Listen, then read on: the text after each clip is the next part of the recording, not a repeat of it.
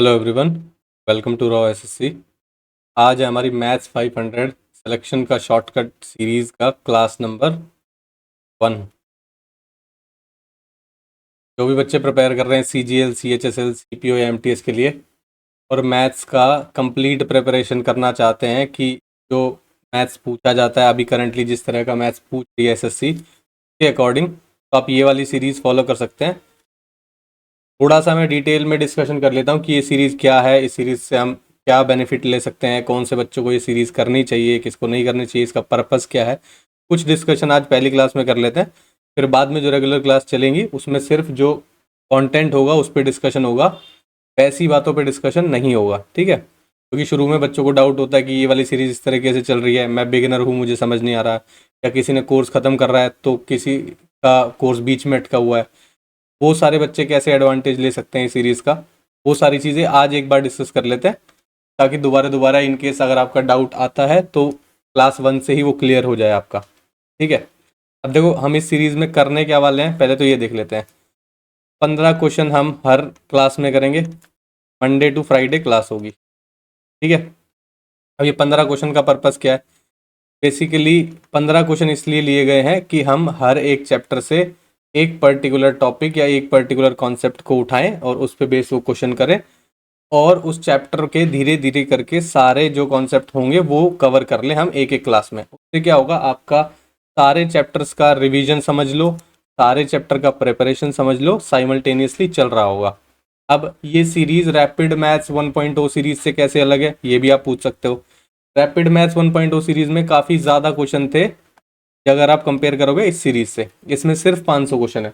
अगर in case आपको ऐसा लगता है कि आपको प्रैक्टिस पर्पज से ये सीरीज करनी है तो ये सीरीज उस चीज़ के लिए नहीं है। लेकिन अगर आपने कोर्स पहले से किया हुआ है, आपको बहुत सारी चीज़ें आती हैं लेकिन उसका रिवीजन कभी नहीं किया है, कॉन्सेप्चुअल क्लैरिटी उतनी नहीं है, कुछ कॉन्सेप्ट पढ़े हुए हैं लेकिन वो एक तरफ से ऐसे हैं कि रट्टा लगाया हुआ है, डीपली समझ में नहीं आए थे कॉन्सेप्ट, तो आप ये सीरीज़ फॉलो कर सकते हो। दूसरा, कोई बच्चा अगर बिगिनर है, ठीक है, तो क्या कर सकते हो आप, बिगिनर लेवल बच्चे को क्या होगा ना कि एक साथ 15 क्वेश्चन अलग अलग कॉन्सेप्ट पे मिलेंगे, तो क्या है उसका सिलेबस कवर करने की स्पीड बहुत ज़्यादा हो जाएगी अगर आप सिंपल तरीके से ट्रेडिशनल तरीके से चलते हो। तो आप एक चैप्टर उठाओगे, रेशियो प्रोपोर्शन उठाया, परसेंटेज उठाया, कोई भी एक चैप्टर से आपने स्टार्टिंग करी, आप उसी तरीके के क्वेश्चन एक कॉन्सेप्ट पे 15-15, 20-20 क्वेश्चन करते रहते हो क्लास में, तो क्या होगा, प्रैक्टिस और प्रेपरेशन आप साइड बाय साइड कर रहे हो, जबकि क्या होता है आगे बढ़ते जाते हो और पीछे वाला भूलते जाते हो, ठीक है। इससे क्या हो रहा है कि अगर हम 15 क्वेश्चन एक साथ कर रहे हैं, 15 कॉन्सेप्ट एक साथ पढ़ रहे हैं, तो इसके बाद अगर आप जाके इनके 15 क्वेश्चन और ढूंढ के सेम, क्योंकि सबके पास क्वेश्चन बैंक होगा, आप 15 से 20 क्वेश्चन अगर दो खुद से भी सॉल्व कर लोगे ना, तो कॉन्सेप्ट तो आपने सीख लिया यहाँ अच्छे तरीके से, और रिवीजन कर लिया आपने खुद से क्लास में।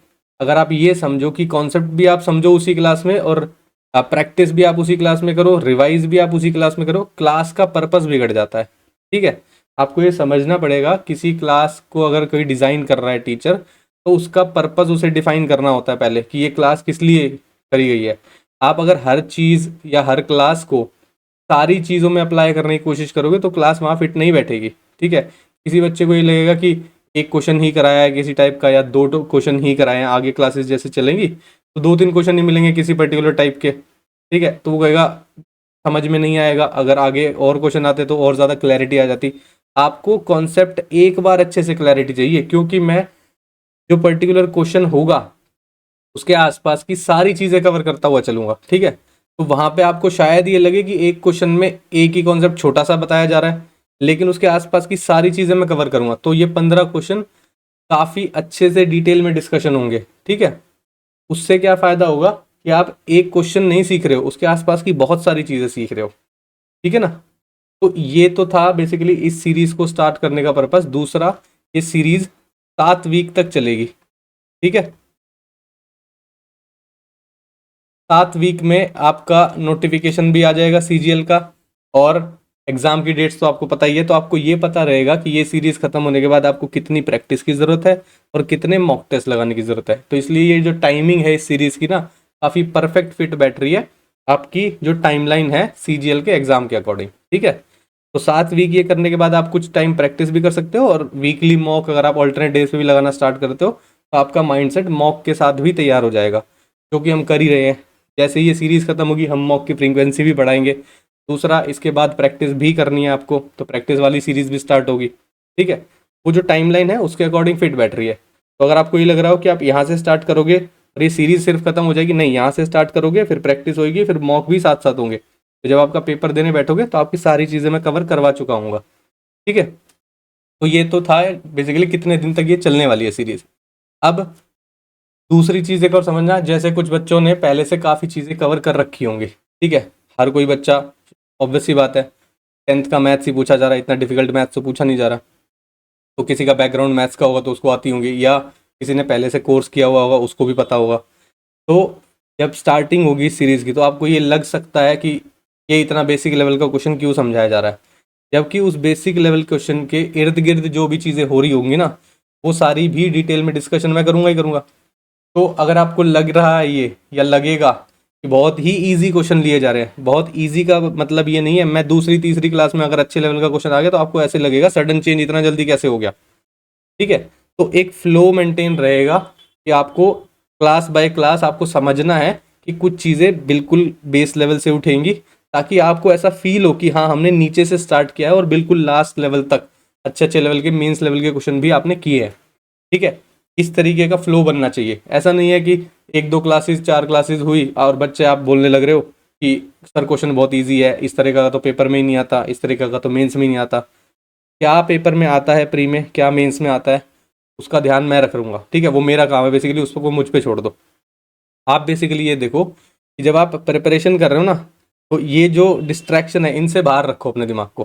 ठीक है, आपको प्रिपरेशन करनी है, आपको क्लास में आना है, क्वेश्चन करने हैं, जो मैं समझा रहा हूँ उसके आसपास की चीज़ें वो समझनी है और अप्लाई करना है। ठीक है, सिर्फ इतना दिमाग लगाना। इसके अलावा क्वेश्चन का लेवल करना, 15 क्वेश्चन है 20 कर दो, 25 कर दो, जैसे बच्चों का फीडबैक भी आ रहा था। ज़्यादा क्वेश्चन करना और इन्हीं 15 क्वेश्चन को वैल्यूएबल बनाना, फ़र्क है दोनों चीज़ों में। ठीक है, एक क्लास में होने को 30 क्वेश्चन 35 क्वेश्चन भी करवा सकता हूँ मैं, पर क्या उस पर्टिकुलर क्वेश्चन को मैं उतना डिटेल में डिस्कस कर पाऊंगा जितना मैं यहाँ करूँगा। ठीक है, तो उस चीज़ की वैल्यू आपको लेनी है कि वो जो डिस्कशन होगा ना कितना अच्छा डिटेल डिस्कशन होगा, ताकि एक क्वेश्चन से आप 4 क्वेश्चन की वैल्यू ले पाओ।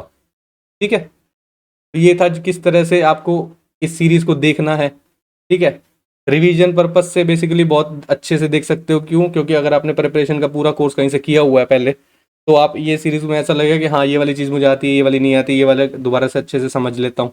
इस तरह की चीज़ें चलेंगी उस स्टूडेंट के बच्चे दिमाग में। ठीक है, तो ये सारी चीज़ें हैं जो ये सीरीज़ इस तरीके से आगे बढ़ेगी।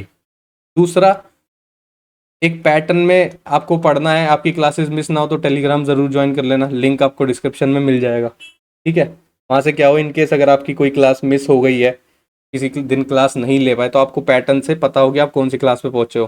ठीक है, यूट्यूब पे कन्फ्यूजन हो जाता है, आप लिस्ट में देखते हो कि कौन सी क्लास कोई सी भी उठा लोगे, लेकिन टेलीग्राम पे एक फिक्स पैटर्न से बनी हुई होती है लाइन वाइज, तो आप वहाँ से ईजिली समझ सकते हो कि आपने कौन सी क्लास पे छोड़ा था और कौन सी क्लास से आपको स्टार्ट करना है। दूसरा, पीडीएफ भी वहाँ पे मिल जाएगी, तो क्या है, इन केस अगर आपको देखने की ज़रूरत पड़ रही है, कोई डिस्कशन हुआ हो और उसको और अच्छे से समझना है, तो आप पीडीएफ भी वहाँ से डाउनलोड कर सकते हैं। ठीक है, तो ये तो रहा कि बेसिकली ये सीरीज़ किस तरीके से चलेगी, क्या हम इससे बेनिफिट ले सकते हैं। बेनिफिट ये होगा कि जो बच्चे रिवीजन कर रहे हैं उनका दोबारा से रिवीजन हो जाएगा, और इतने कम टाइम में मैथ्स नहीं होता है लेकिन इसमें होगा। ठीक है, दूसरा, जो बच्चे बिगिनर है उनको सिर्फ और सिर्फ कॉन्सेप्चुअल क्लैरिटी के लिए और कोर्स कंप्लीशन के लिए सीरीज़ बहुत हेल्पफुल रहेगी। ठीक है, रही प्रैक्टिस की बात, तो मैं साथ में बोल रहा हूँ कि जब आपको स्पीड बढ़ानी पड़ेगी और आपको साथ में 15-20 क्वेश्चन खुद से भी ढूंढ के करने पड़ेंगे। अगर आप सोचो सिर्फ ये क्वेश्चन से काम चल जाएगा, ये तब काम चलेगा उस बच्चे का कि जिसको पहले से मैथ्स आता है, मैथ्स बैकग्राउंड है और उसकी स्पीड पहले से ठीक ठाक है। ठीक है, तो फ़ायदा उठा सकते हैं। लेकिन आप सोचो कि सिर्फ 500 क्वेश्चन में कोर्स कंप्लीट हो जाएगा आपका, लेकिन क्या आप उस स्पीड पे आ गए हो कि आप पेपर में बैठ के 20-25 मिनट में, जो कि नॉर्मली टाइम निकल जाता है, उस पेपर को निपटा पाओ, मैथ्स के पेपर को? वो आपको देखना पड़ेगा। अगर नहीं तो आपको थोड़ी सी एक्स्ट्रा प्रैक्टिस करनी पड़ेगी। ठीक है ना, तो अब सीरीज स्टार्ट करते हैं। आज पहली क्लास है, बिल्कुल बेसिक लेवल से स्टार्ट कर रहे हैं। मैं बिल्कुल बेसिक चीज़ बताऊंगा कि परसेंटेज क्या होता है, रेशो क्या होता है, in terms of journal terms मैं यूज़ करूंगा ताकि आप चीज़ें समझ पाओ, रियल लाइफ से कनेक्ट कर पाओ मैथ्स को भी। ऐसा नहीं है ना कि रट्टा लगाना है और थ्योरम्स और वो सब चीज़ें आपको ऐसा लग रहा है किताबी ज्ञान है, जबकि नॉर्मल लाइफ में भी वो सारी चीज़ें यूज़ हो रही होती हैं। ठीक है, तो क्लास स्टार्ट करते हैं आज की। अब देखो क्वेश्चन नंबर 1 दिया हुआ है, परसेंटेज का क्वेश्चन है। जो बच्चे नए हैं, मैं चैप्टर का नाम भी लिखता हुआ चलूंगा साइड बाय साइड। ठीक है, ये परसेंटेज का क्वेश्चन है। क्वेश्चन दिया हुआ है, if x% of this is equal to 15% of 240 plus 20% of 310, then the value of x is. अब क्वेश्चन हिंदी में भी रखे गए हैं। बहुत सारे बच्चों के फीडबैक आ रहे थे कि सर हिंदी में भी क्वेश्चन रखना, हिंदी में पढ़ लेना। बात मैं हिंदी में ही कर रहा हूँ, समझाऊंगा भी हिंदी में ही कि किस तरीके से क्वेश्चन चल रहा है, प्रोसीड कैसे हो रहा है। ठीक है, तो जिनको हिंदी में पढ़ना है तो वो हिंदी में भी पढ़ सकते हैं। अब परसेंटेज का क्वेश्चन है और ये चीज़ दी हुई है, तो पहले आप परसेंटेज समझो कि होता क्या है। ठीक है, परसेंटेज का साइन होता है ये। ठीक है, बेसिकली परसेंटेज का मतलब ये है कि कोई चीज़ 100 में से कितनी वैल्यू रख रही है उसको आप परसेंटेज बोलते हो। ठीक है, अगर मैं बात करूं 5% की, ठीक है, तो इसका मतलब होता है 5/100, यानी कि 100 में से उसकी वैल्यू 5 है। ठीक है, इसका ये मतलब होता है। अगर मैं बात करूं 10% की, तो इसका मतलब होता है 10/100, 100 में से उसकी वैल्यू कितनी है, 10 है। ठीक है, तो कोई भी चीज़ इन टर्म्स ऑफ परसेंटेज लिखी हुई है तो आपका मतलब ये समझना है कि उसकी वैल्यू 100 की टर्म्स में से कितनी आई है निकल के। ठीक है, अब आप ये देख सकते हैं कि जब हम परसेंटेज किसी ने भी पढ़ा होगा बच्चे ने, तो आप सबसे पहले ये देखना पढ़ना सीखते हैं 1/2 क्या होता है, 1/3 क्या होता है, 1/4 क्या होता है, 1/5 क्या होता है, 1/6 ऐसे पढ़ते हैं। लेकिन यहाँ पर ऐसी पढ़ने की कोई ज़रूरत नहीं है। बेसिकली क्या है, इसका मतलब क्या है, ये 50% है। अब आप कहोगे ये 50% कैसे है, देखो 50% को आप क्या लिखोगे, 50/100 काटो इसको, यानी कि 1/2, यानी कि 1/2 को आप 50% लिख सकते हो, 50% को 1/2 लिख सकते हो। ठीक है, 1/3 का मतलब क्या होता है, ये देखो। 1/4 का मतलब क्या होता है, ये देखो। और 1/5 का मतलब क्या होता है, और 1/6 का मतलब क्या होता है। ठीक है, तो आपको ये पता चलेगा कि ये वाली टर्म्स आपको शायद याद रखनी पड़ेंगी, लेकिन मैं सजेस्ट कर रहा हूँ कि जैसे आपको ये समझ में आया है सिर्फ अभी फर्स्ट लाइन में कि ये क्या होता है, परसेंटेज क्या होता है, स्टार्टिंग इसी से करो। इन सब को फर्स्ट क्लास में याद करने की कोशिश मत करो कि 1/2 भी आपको याद हो, 1/3 भी याद हो, 1/4 भी याद हो, क्या होता है 1/5 भी याद हो। ठीक है, इस तरह से करने की ज़रूरत नहीं है। क्यों नहीं है, क्योंकि पहली क्लास में अगर आप करने की कोशिश करो तो आपको ऐसा लगेगा कि आप चीज़ों का रट्टा लगा रहे हो, जबकि बेसिक कॉन्सेप्ट क्या होता है, ये जो मैंने बॉक्स में बनाया। सबसे पहले वो चीज़ आई कहाँ से है वो आपको पता चलना चाहिए, उसके बाद उसके एप्लीकेशंस कितनी तरीके से हो सकते हैं वो धीरे धीरे क्वेश्चंस में अप्लाई करके देखना।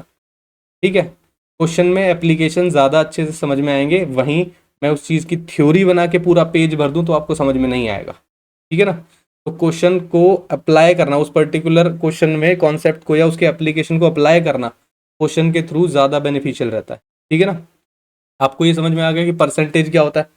अब परसेंटेज को जो क्वेश्चन दिया हुआ है उसकी टर्म्स में लिखते हैं और सिंप्लीफाई करने की कोशिश करते हैं। ठीक है, ये सारी चीज़ें बेसिकली आप लिखना अगर लिखना चाहते हो, लेकिन मैं रिकमेंड नहीं कर रहा हूँ कि आपको ये, जैसे कि जाते जाते ये 1/30 तक या 25 तक भी लोगों को याद होता है। ठीक है, सबसे पहली क्लास यही होती है सबकी कि पहले ये याद करते हैं।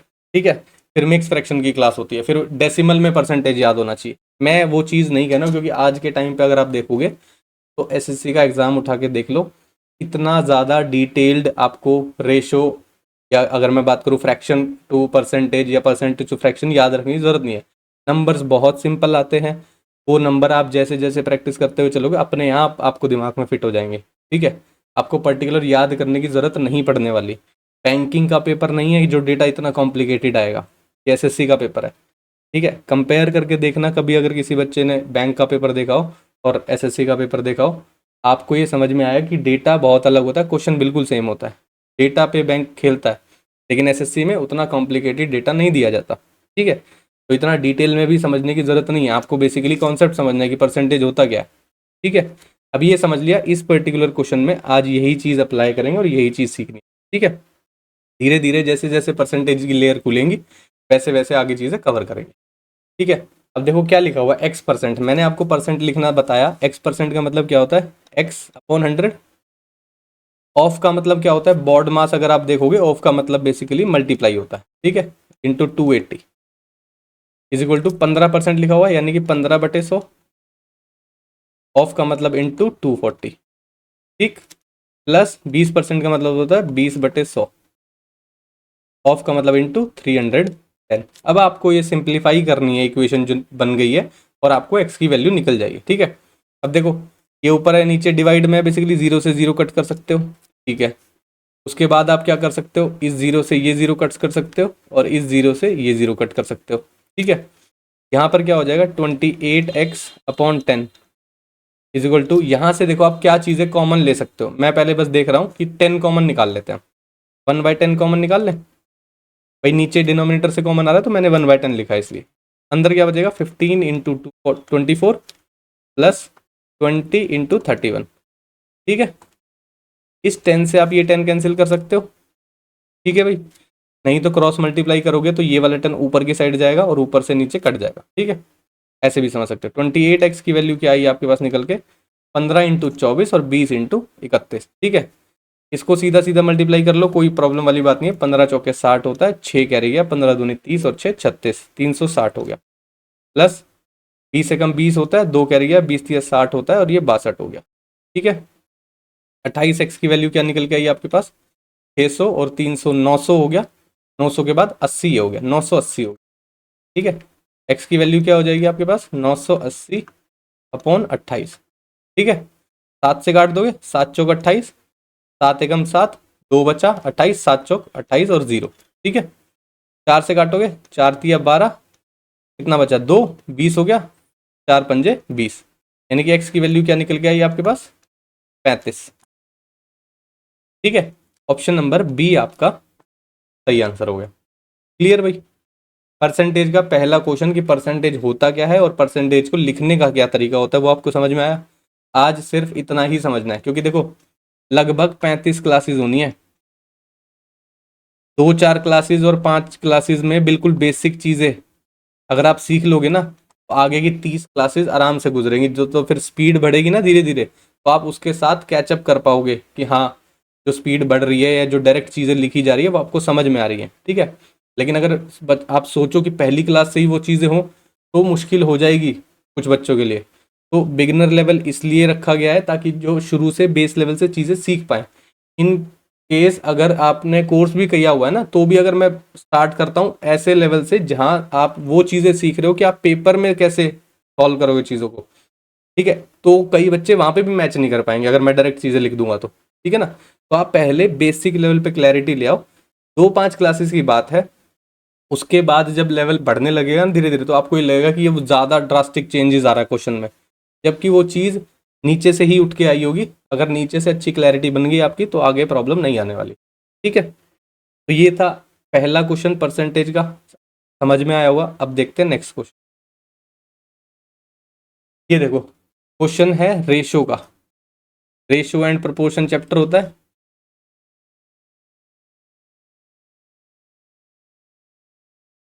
ठीक है, उसका ये क्वेश्चन है। अब देखते हैं पहले रेशो का लिखने का तरीका, ठीक है। रेशो होता क्या है, ये जो चीज़ लिखी हुई है इसका मतलब क्या है। अगर आप रेशो का मतलब समझना चाहो, अगर आप बोलो A/B, इसको बोलते हैं बेसिकली लिखने का तरीका। बेसिक रेशो की टर्म्स में अगर आप लिखते हो चीज़ों को, आप ऐसे लिखते हो। इसका मतलब क्या होता है, इसका मतलब ये होता है कि आपने दो चीज़ों को किसी को कंपेयर किया है और उसकी वैल्यू, जो दोनों चीज़ें हैं आपस में रिलेट कर रही हैं कि किसी की पर्टिकुलर वैल्यू अगर 2 है तो उसकी 3 होगी। अगर आपने 2:3 लिखा तो इसका मतलब ये है कि अगर चीज़ जो ए चीज़ है कोई, उसकी वैल्यू 2 हुई तो बी जो चीज़ होगी उसकी वैल्यू 3 होगी। अगर ये डबल होती है तो बी की वैल्यू भी डबल होगी। बेसिकली आपस में रिलेटेड होती है। रेशो का मतलब ये होता है सिंप्लीफाइड टर्म होती है वो किसी दो चीज़ों के कंपैरिजन की, ठीक है। तो रेशो को रिप्रेजेंट कैसे किया जाता है, इस तरीके से रिप्रेजेंट किया जाता है, ठीक है। समझ में आया, इस तरीके से हम लिखते हैं। तो जो पहला क्वेश्चन दिया हुआ है बिल्कुल बेसिक क्वेश्चन है और आता है पेपर में, ठीक है। ऐसा मत समझना कि मैं आपको कॉन्सेप्ट समझाने के लिए वो क्वेश्चन लिखा है। वो क्वेश्चन पेपर में आया हुआ है प्री एग्जाम में, तब वो वहाँ लिखा गया है, ठीक है। तो जिसको लगे कि वो बहुत आसान क्वेश्चन है तो आप ये देखना बहुत आसान है तो पेपर में मार्क्स भी आ जाएंगे। इसी तरह का क्वेश्चन अगर आ गया तो आप कर दोगे, ठीक है। अभी ये समझना है कि रेशो क्या होता है। रेशो दो चीज़ों को हम कंपेयर करते हैं और इस टर्म्स में लिखते हैं, ठीक है। अब देखो क्वेश्चन में यही लिखा हुआ है, ठीक है, ये लिखा हुआ है 28:98। अब इसको लिखने का एक और तरीका होता है, 28:98 या 2:3 अगर सपोज लिखा हुआ है तो आप इसको 2/3 भी लिख सकते हो, ये भी रेशो ही है, ठीक है। ये फ्रैक्शन के टर्म्स में लिखा हुआ है। इसका क्या मतलब होता है, बेसिकली ये पूरा रेशो रिलेट कर रहा है इससे, ठीक है। तो आप क्या लिख सकते हो, अगर मैं इसके सामने ऐसे लिख के 4:5 और लिख देता तो इसका मतलब क्या होता है, इस पर्टिकुलर चीज़ का इज इक्वल टू होता है, इसका मतलब 4:5 है, यानी कि 4/5, 2/3 इज इक्वल टू 4/5, ये टर्म्स में लिखा जाता वो, ठीक है। तो यहाँ पर जो चीज़ है वो भी इसी टर्म्स में लिखी जाएंगी, तो वहाँ से आपको y की वैल्यू मिल जाएगी, ठीक है। कैसे मिलेगी, देखो क्वेश्चन में है 28/98, का मतलब होता है इज इक्वल टू, ये है 98/y, ठीक है। अब ये बन गई इक्वेशन। इसमें क्या है, अब आपको क्रॉस मल्टीप्लाई करके चीज़ों को सॉल्व करना है। क्रॉस मल्टीप्लाई करोगे तो आप ये तो करोगे ना कि 98 को 98 से मल्टीप्लाई करने बैठ जाओ, ये मत करना, ठीक है। चीज़ों को पहले सिंप्लीफाई कर लो। क्या ये कट सकती है, हाँ 7 से तो कटता हुआ दिख रहा है, 7 चौक 28, ये किससे कट रहा है, 7 एकम 7 और 7 चौक 28, 2 से फिर काट दो, ये 2 पे चला जाएगा और ये 7 पे चला जाएगा, ठीक है। 2 को आप इससे काट सकते हो, 2 चौके 8 और 18 बचा, 2 निम 18। ये y इससे इधर जाके मल्टीप्लाई हो जाएगा, इधर तो कुछ बचा नहीं, यानी कि 1 बचा हुआ है। y की वैल्यू किसके इक्वल हो जाएगी, 49 × 7, ठीक है। y की वैल्यू क्या निकल के आएगी, 9×7=63, ठीक है। अब देखो यहाँ से आप यूनिट डिजिट में, आपको चीज़ें अभी से समझाता हुआ चलता हूँ, यूनिट डिजिट क्या होती है, ठीक है। इससे आप कैसे ऑप्शन एलिमिनेशन कर सकते हो, ठीक है, ठीक है। क्या मतलब है इसका, अगर मैं सपोज करो ये बोलता हूँ आपको, मैंने बोला 20 × 5, तो आपको क्या पता है कि इसकी यूनिट डिजिट क्या आने वाले, 20 × 5 का मतलब क्या होता है 100, लेकिन आपको यहाँ से पता चला यूनिट डिजिट या जीरो से भी पता चल गया कि इन दोनों को मल्टीप्लाई करो, पीछे तो जीरो आना ही आना है। अगर मैं जीरो वाली टर्म्स नहीं लेता हूँ सपोज, ठीक है, मैं अगर लेता हूँ 15 × 5 लिख दिया मैंने, 15×5 = 75 होता है, ठीक है, ये तो सबको पता है। पर क्या अगर कोई नंबर आपको जो मल्टीप्लाई नहीं करना, बड़ा नंबर है, तो आप कैसे करोगे, 5 × 5 25 होता है, 25 के पीछे वाली टर्म क्या होती है 5, तो इस पूरे की यूनिट डिजिट 5 ही रहेगी, ठीक है ना। इसकी लास्ट वाली टर्म, या अगर इसको 15 लिख लेता हूँ और इसकी लास्ट वाली टर्म को मल्टीप्लाई करते हो, और जो उनका लास्ट टर्म होता है उसको यूनिट डिजिट बोलोगे आप, और वही आएगी, ठीक है। तो अब इसका फायदा कैसे उठा सकते हो, देखो इसकी लास्ट टर्म है 9, ये तो है ही 7, 9×7 क्या होता है 63, 63 की लास्ट टर्म क्या होती है 3, यानी कि आंसर ये हो सकता है, ये नहीं हो सकता, ये नहीं हो सकता, ये भी हो सकता है। इस तरीके से आप ऑप्शन एलिमिनेट करते हो। ये तो बिल्कुल बेसिक नंबर की टर्म्स में चलता है, जब नंबर बड़ा हो जाता है या मेंसुरेशन वाले क्वेश्चन आ जाते हैं, ठीक है, तो वहाँ पर बहुत हेल्पफुल होता है ये, ठीक है। वहाँ पर ध्यान रखना, या एल्जेब्रा के क्वेश्चन आते हैं वहाँ पर भी हेल्पफुल होता है ये। ऑप्शन एलिमिनेट हो जाते हैं कई बार, तो तीनों ऑप्शन एलिमिनेट हो जाते हैं क्योंकि सबका यूनिट डिजिट अलग अलग दे रखा होता है, ठीक है। अब वैसे अगर आप मल्टीप्लाई करो, मल्टीप्लाई कर सकते हो, 9×7 = 63 हो जाएगा, कैरी गया 6, 7 चौक 28, 28 और 6 34, 343 आपका आंसर आएगा, यानी कि ऑप्शन नंबर डी आपका सही होगा, ठीक है। समझ आया भाई, रेशो क्या होता है, रेशो को लिखते कैसे हैं, इस पर्टिकुलर क्वेश्चन में क्या चीज़ें थी, क्या क्या चीज़ें हो सकती थी वो हमने लिख दी, ठीक है। ऑप्शन एलिमिनेशन में कैसे यूनिट डिजिट काम आएगा वो भी लिख दिया। तो यूनिट डिजिट अगर बाद में मैं जाके अगर डायरेक्ट बोलूँ तो आपको पता होना चाहिए, क्योंकि कई ऐसी चीज़ें होंगी बाद में जाके जो मैंने पहले क्लियर कर दी होंगी। अब आप सोचो कि वो एकदम से कैसे, एकदम से नहीं आएगी, वो बेसिकली क्या प्रॉब्लम हुई होगी, आपने कोई क्लास मिस कर दी होगी, वहाँ पे वो चीज़ कवर करी होगी मैंने, ठीक है। अब जल्दी कवर करना है चीज़ों को, तो एक चीज़ को 10 बार तो नहीं कर सकते, सीधा अप्लाई करना पड़ेगा, ठीक है। एक बार सीखा अच्छे से, फिर 2-4 क्वेश्चन में अप्लाई करके देखा और फिर डायरेक्ट अप्लाई कर दिया, ठीक है। आगे बढ़े, अब नेक्स्ट देखते हैं। ये देखो क्वेश्चन नंबर 3 है, क्वेश्चन है प्रॉफिट लॉस का एंड डिस्काउंट का, ठीक है, प्रॉफिट लॉस एंड डिस्काउंट। अब देखो ध्यान रखना, इस पूरे क्वेश्चन में क्या क्या चीज़ें दी हुई हैं। एक लिखा हुआ है कॉस्ट प्राइस, क्या होता है ये नहीं पता आपको। एक लिखा हुआ है डिस्काउंट, ये भी नहीं पता आपको। एक लिखा हुआ है मार्क प्राइस, ये भी नहीं पता आपको। गेन तो पता होगा, जनरल टर्म है, लॉस भी पता होगा, जनरल टर्म है। एक टर्म मैं अपनी तरफ से लिख देता हूँ, सेलिंग प्राइस, पहला काम क्या है इस पर्टिकुलर चैप्टर में, हम ये सारी टर्म्स जो हैं इसको अच्छे से समझ लेते हैं, ठीक है। लिखते हैं पहले क्या क्या बात कर रहे थे हम। एक बात कर रहे थे हम कॉस्ट प्राइस की, एक बात कर रहे थे हम सेलिंग प्राइस की, एक बात कर रहे थे हम मार्केट प्राइस की, फिर था गेन, गेन बोलो इसको या प्रॉफिट बोलो, एक था लॉस, ठीक है। ये सारी चीज़ें थी और उसके अलावा एक और चीज़ थी डिस्काउंट, ठीक है। पहले इन सारी चीज़ों को समझ लेते हैं। इसका शॉर्ट टर्म में आपको मिलेगा लिखा हुआ सीपीवी बोलते हैं इसको एसपी बोलते हैं, इसको एमपी बोलते हैं, इसको गेन या प्रॉफिट ही बोलते हैं, इसको लॉस ही बोलते हैं, इसको डिस्काउंट ही बोलते हैं, ठीक है। अब समझते हैं इन सब का आपस में क्या क्या रिलेशन होता है, ये क्या चीज़ें होती हैं, कैसे एक दूसरे से लिंक करते हैं हम इन चीज़ों को, किस में से किसको घटाते हैं, इन टर्म्स ऑफ बढ़ाते हैं, क्या होता है, फिर वो सारी चीज़ें समझ, ठीक है। फिर क्वेश्चन पे आएंगे। कॉस्ट प्राइस बेसिकली क्या होता है, जिस प्राइस पे आपने उस पर्टिकुलर चीज़ को खरीदा है, ठीक है। अगर आप एक शॉप ओन करते हो और आपके पास एक बैट है और उस बैट को आप मैन्युफैक्चरर से या फैक्ट्री से खरीद के लाए हो 100 रुपये में, तो ये 100 रुपये आपका कॉस्ट प्राइस है, क्लियर है। अगर आपने इस बैट को 100 रुपये की जगह फिर 150 रुपये में बेचा, भाई आपने शॉप की हुई है तो आप प्रॉफिट तो कमाओगे, तो ये 150 रुपये जो हो गया ये आपका एसपी हो गया, यानी कि सेलिंग प्राइस। जो आपने इसमें 50 रुपये ऐड करके बेचा, ये 50 रुपये आपका प्रॉफिट हो गया, ठीक है। तीन चीज़ें समझ में आई। अब और समझना, आप बैट लेके आए 100 रुपये का, आपने क्या किया, पे स्टिकर लगा दिया 200 रुपये का, 200 रुपये मतलब मार्क प्राइस, ठीक है। आपने उसके ऊपर स्टिकर लगाया और रख दिया अपनी शॉप में कि ये मार्क प्राइस है उसका, कि मैं 200 रुपये में बेच रहा हूँ उसको। पर क्या हुआ, 200 रुपये में तो आपका बैट बिका नहीं, आपने क्या किया, उसके ऊपर डिस्काउंट दिया, ठीक है। क्या किया आपने, उसके ऊपर 10% का डिस्काउंट दिया। 10% का डिस्काउंट मतलब 10% की छूट दी आपने इस पर्टिकुलर अमाउंट के ऊपर। 200 रुपये का 10% कितना होता है, निकालो पहले, अभी सीखा नहीं है ना इतने अच्छे से। 200 रुपये का 10% निकालना है, पीछे करके आए हो अभी। एक जीरो से एक जीरो कैंसिल हो गई, एक जीरो से एक जीरो कैंसिल हो गई, यानी कि 20 रुपये, ठीक है। तो आपने 20 रुपये का उसको डिस्काउंट दे दिया, डिस्काउंट यानी कि माइनस करोगे, तो जो नंबर निकल के आया बीच में आपका वो हो गया 180, ठीक है। ये 180 में क्या किया आपने, बेच दिया, तो ये एसपी हो गया। ये 10% क्या हुआ है, डिस्काउंट। आपने 100 रुपये की चीज 180 में बेची, तो आपको फायदा कितने का हो रहा है, 80 रुपये का, ये क्या है, प्रॉफिट। समझ आया।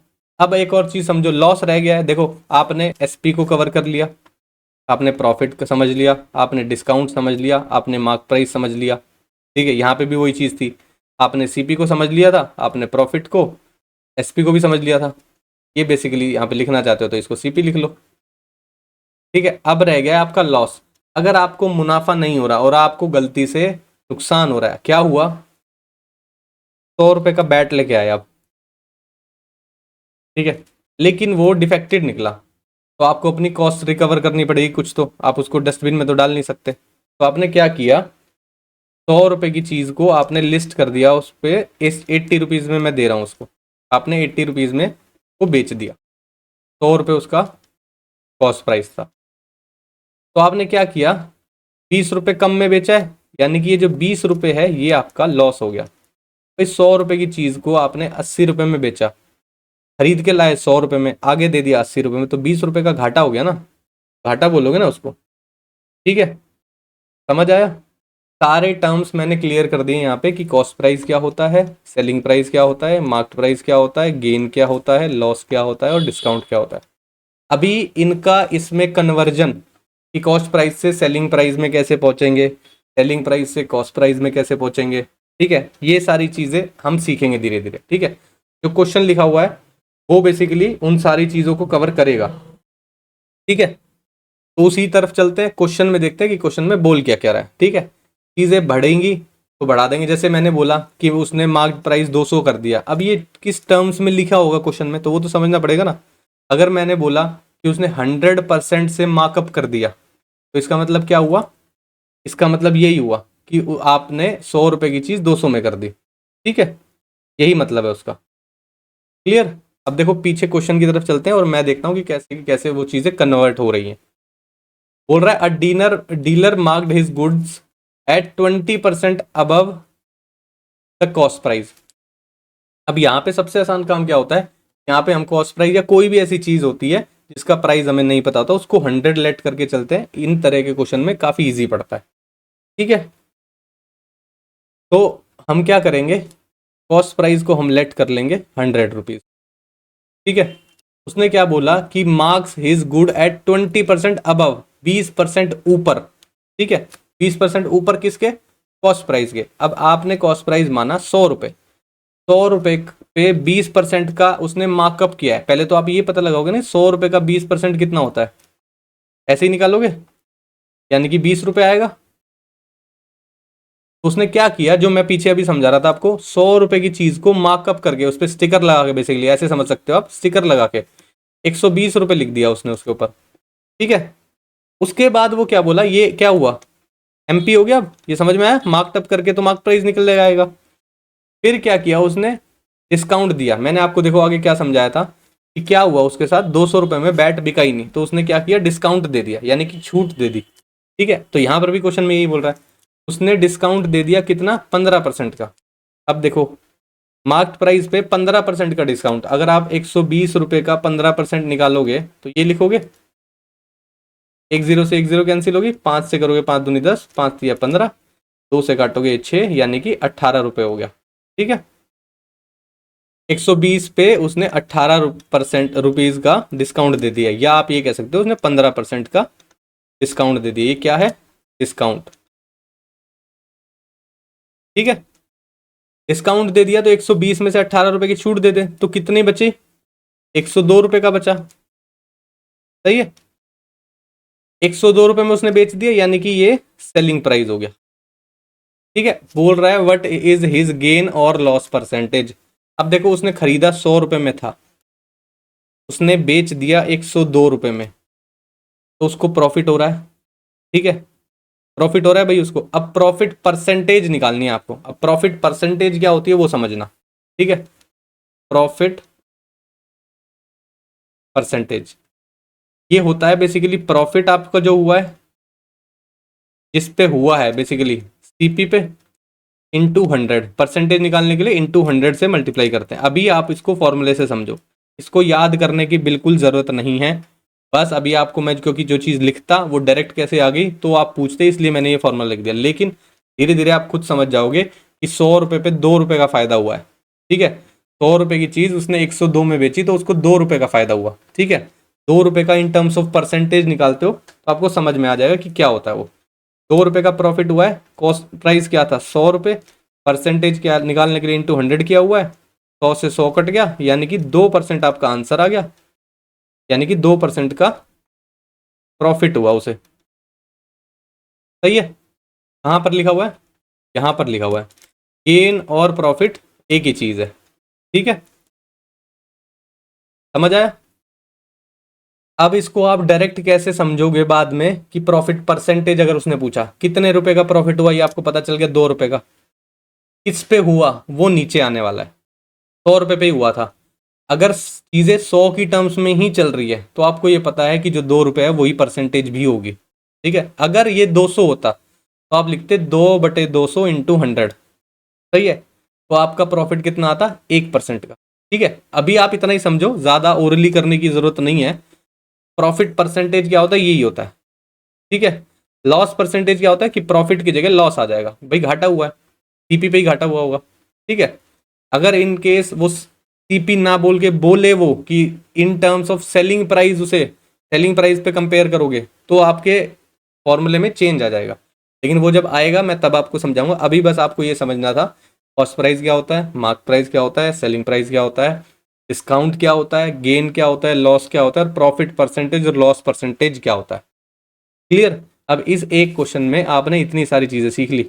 इसकी थ्योरी अगर मैं कराने बैठूं प्रॉफिट लॉस एंड डिस्काउंट की, तो पूरी एक क्लास निकल जाएगी यही सारी चीज़ें समझाने में एक एक करके। लेकिन मैंने बिल्कुल बेसिक तरीके से यहाँ पे, कि आप बेसिकली समझ पाओ रियल लाइफ एग्जांपल के साथ, क्योंकि सबने शॉपिंग की है, सब कभी ना कभी कुछ ना कुछ खरीदने गए हैं, सबको पता है डिस्काउंट मिलता है। ठीक है, तो इससे ज़्यादा थ्योरी की ज़रूरत नहीं है। ठीक है, क्योंकि थ्योरी भी तो आप उतना पढ़ो ना जितना पेपर पॉइंट ऑफ व्यू से सही हो। ठीक है, समझ आया? नेक्स्ट देखिए अब, ये देखो, ये क्वेश्चन है आपका सिंपल इंटरेस्ट का।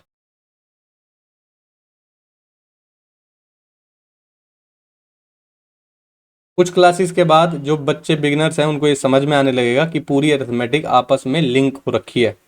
ये परसेंटेज सिंपल इंटरेस्ट में क्या कर रहा है, ठीक है, कुछ टर्म्स में मैं रेशो भी बनाऊंगा, आप कहोगे ratio simple interest compound interest में क्या कर रहा है। ठीक है, तो सारी चीज़ें आपस में मिक्स चलेंगी। ठीक है, या आप ये समझो कि प्रॉफिट लॉस में परसेंटेज और रेशो क्या कर रहा है। परसेंटेज और रेशो तो आपको हर जगह दिखेगा अरिथमेटिक में, ठीक है, उसके बिना तो काम ही नहीं चल सकता। ठीक, सिंपल इंटरेस्ट क्या है, बेसिकली ये वो चीज़ है, अगर आप बैंक में पैसा डालते हो तो आपको जो इंटरेस्ट आता है ना, उसको आप समझ सकते हो सिंपल इंटरेस्ट की टर्म्स में भी समझ लो, और कंपाउंड इंटरेस्ट जब आएगा वो मैं तब समझा दूँ। ठीक है, सिंपल इंटरेस्ट का मतलब क्या होता है कि आपको प्रिंसिपल अमाउंट पे ब्याज मिलेगा, ब्याज पे ब्याज नहीं मिलेगा। ब्याज पे ब्याज को मतलब होता है कि आपको कंपाउंड इंटरेस्ट मिल रहा है वहाँ पे। ठीक है, पहले समझते हैं कि सिंपल इंटरेस्ट क्या है। पहले इसका फॉर्मूला लिख देता हूँ। सिंपल इंटरेस्ट का फॉर्मूला होता है NPR/100। ठीक है, ये आज देख लो, लेकिन रट्टा मत लगाना, क्योंकि सीधा आप डायरेक्ट वैल्यूज लिखोगे, इस फॉर्मूले का बार बार लिखने की कोई ज़रूरत नहीं आती। ठीक है, मैंने अगर एग्जांपल से बोलते हैं अब, कि आपके पास प्रिंसिपल अमाउंट, यानी कि बैंक में सपोज करो 10,000 रुपये पड़े हुए थे। ठीक है, उसने बोला कि आपको रेट ऑफ इंटरेस्ट मिल रहा है 10% का, या 5 करते हैं, चलो 5% का। ठीक है, आपने टाइम कितने साल तक, यानी एन समझना इसको, जो यहाँ पे एन लिखा हुआ ना ये वो एन है, टाइम आपने 2 साल का दिया है, तो आपको सिंपल इंटरेस्ट कितना मिलेगा, ये चीज़ है क्वेश्चन। ठीक है, तो इसमें लगाओगे, सिंपल इंटरेस्ट निकालना है आपको, तो एन का मतलब क्या है, 2 साल के लिए, पी का मतलब प्रिंसिपल 10,000, इंटू आर कितना है 5। 5% का मतलब, इसको मैंने सॉल्व करना पीछे सिखाया ना, 5% को आप क्या लिखते हो, 5/100। ये 100 यहीं से आता है परसेंटेज का साइन हटके, 2 जीरो से 2 जीरो काट दो, कितना बचेगा, 5 दूनी 10 इंटू 100। ठीक है, कितना हो गया, 1000, यानी कि 1000 आपका सिंपल इंटरेस्ट हो गया। सही है, समझ आया? ये होता है सिंपल इंटरेस्ट, फॉर्मूले की टर्म्स में ऐसे चलता है। अभी आप फॉर्मूले से ही सीखोगे। ठीक है, ये दो क्या है याद रखना, ईयर्स है, मंथ नहीं है। अगर मंथ हो तो आपको इसको ईयर में कन्वर्ट करना पड़ेगा। ठीक है, क्योंकि क्वेश्चन जो मैंने लिया है वो ऐसे लिया है कि आज थोड़ा सा एक्सेप्शन में ही चालू करो।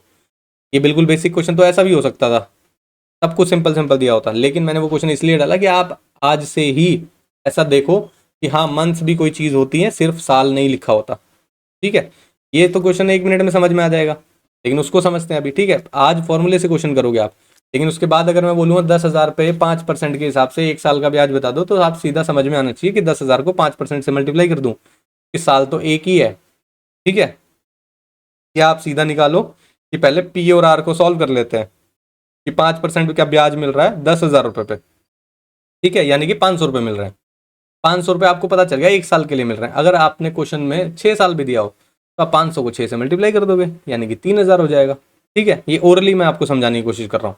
नहीं आ रहा है तो टेंशन लेने वाली कोई बात नहीं है, आज पहली क्लास है, पहले फॉर्मूले से ही करेंगे। ठीक है, अब देखो क्या बोल रहा है, how much simple interest will 6,000 earn in 21 months at 8% per annum.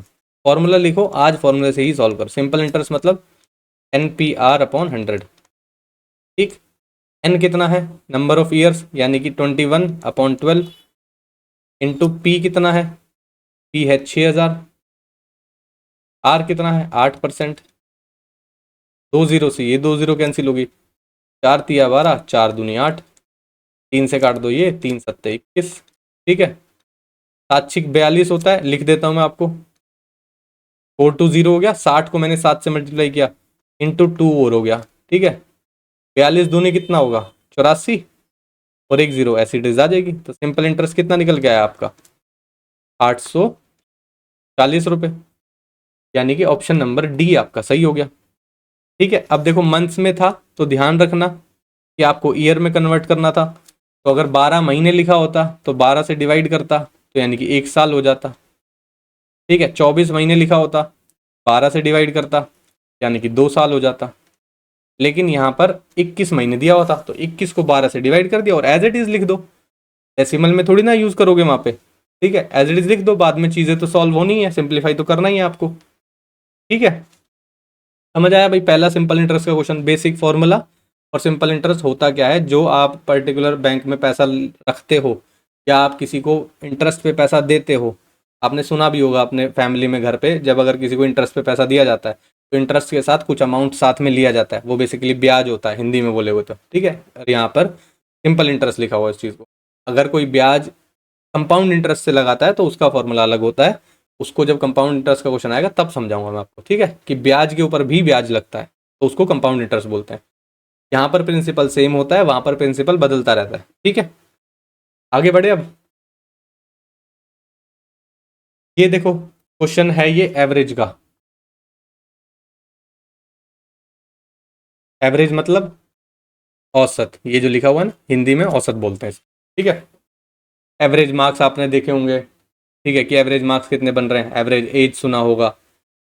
Average basically equal distribution, अगर सपोज करो ऐसा समझना चाहो तो, कि सबके पास एवरेजली कितना पैसा है। एवरेज मतलब बराबर बराबर बांटे तो सब में बढ़ जाएगा। ठीक है, उसको एवरेज बोलते हैं। इसका फॉर्मूला होता है, उस फॉर्मूले को आज एक बारी समझ लो, उसके बाद वो फॉर्मूला लिखने की कभी जरूरत नहीं है, भूल जाना बेशक से। ठीक है, एवरेज होता है sum of all the observations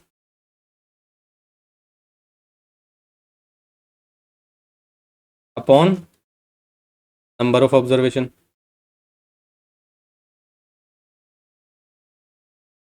ठीक है, फॉर एग्जाम्पल मैंने लिखा 5 बच्चे थे ABCD।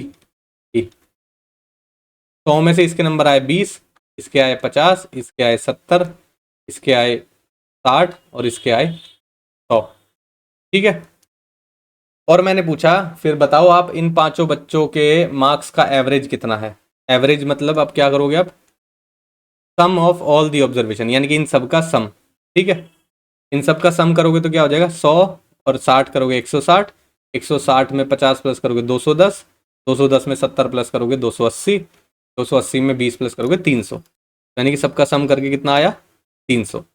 नंबर ऑफ ऑब्जर्वेशन मतलब कितने बच्चे थे, 1 2 3 4 5, यानी कि 5 से डिवाइड कर दो। काटोगे क्या आएगा, 5 6 30, यानी कि उसका एवरेज निकल के आएगा 60। यानी कि इन सभी बच्चों का अगर आप एवरेज निकालो, एवरेज मार्क्स निकालो तो निकल के आएगा 60। ठीक है, समझ आया?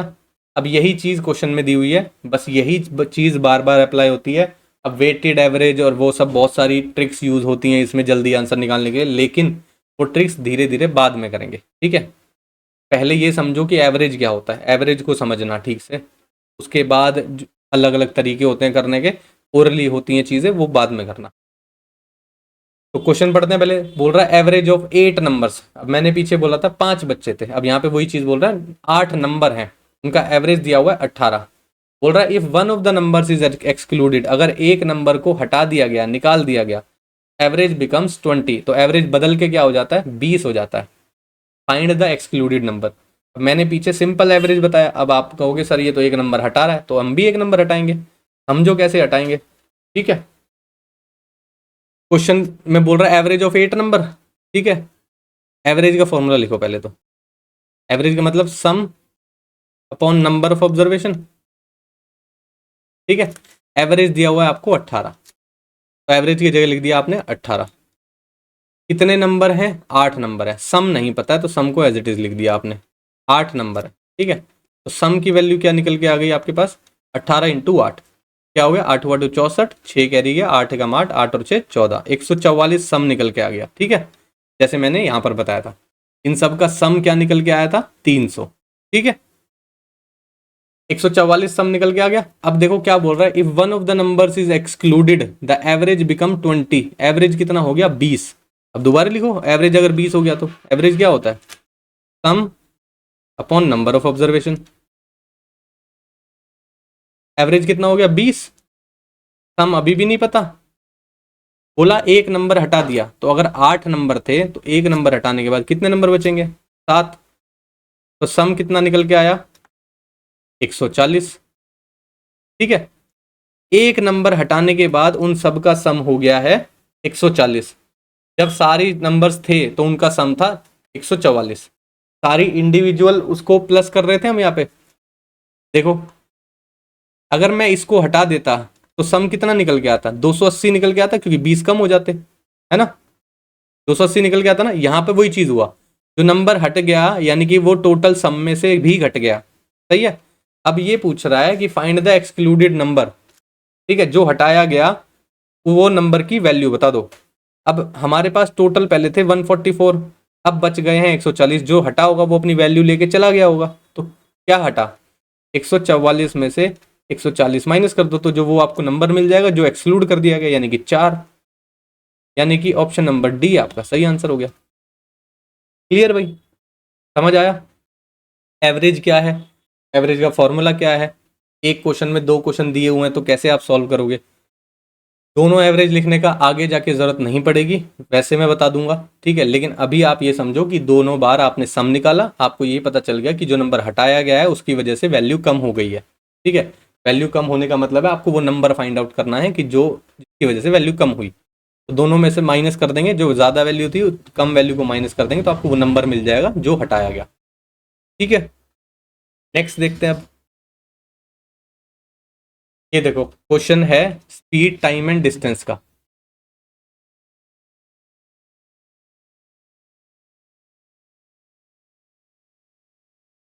ठीक है, अब सबसे पहले स्पीड टाइम डिस्टेंस को समझते हैं कि स्पीड क्या है, टाइम क्या है, डिस्टेंस क्या है।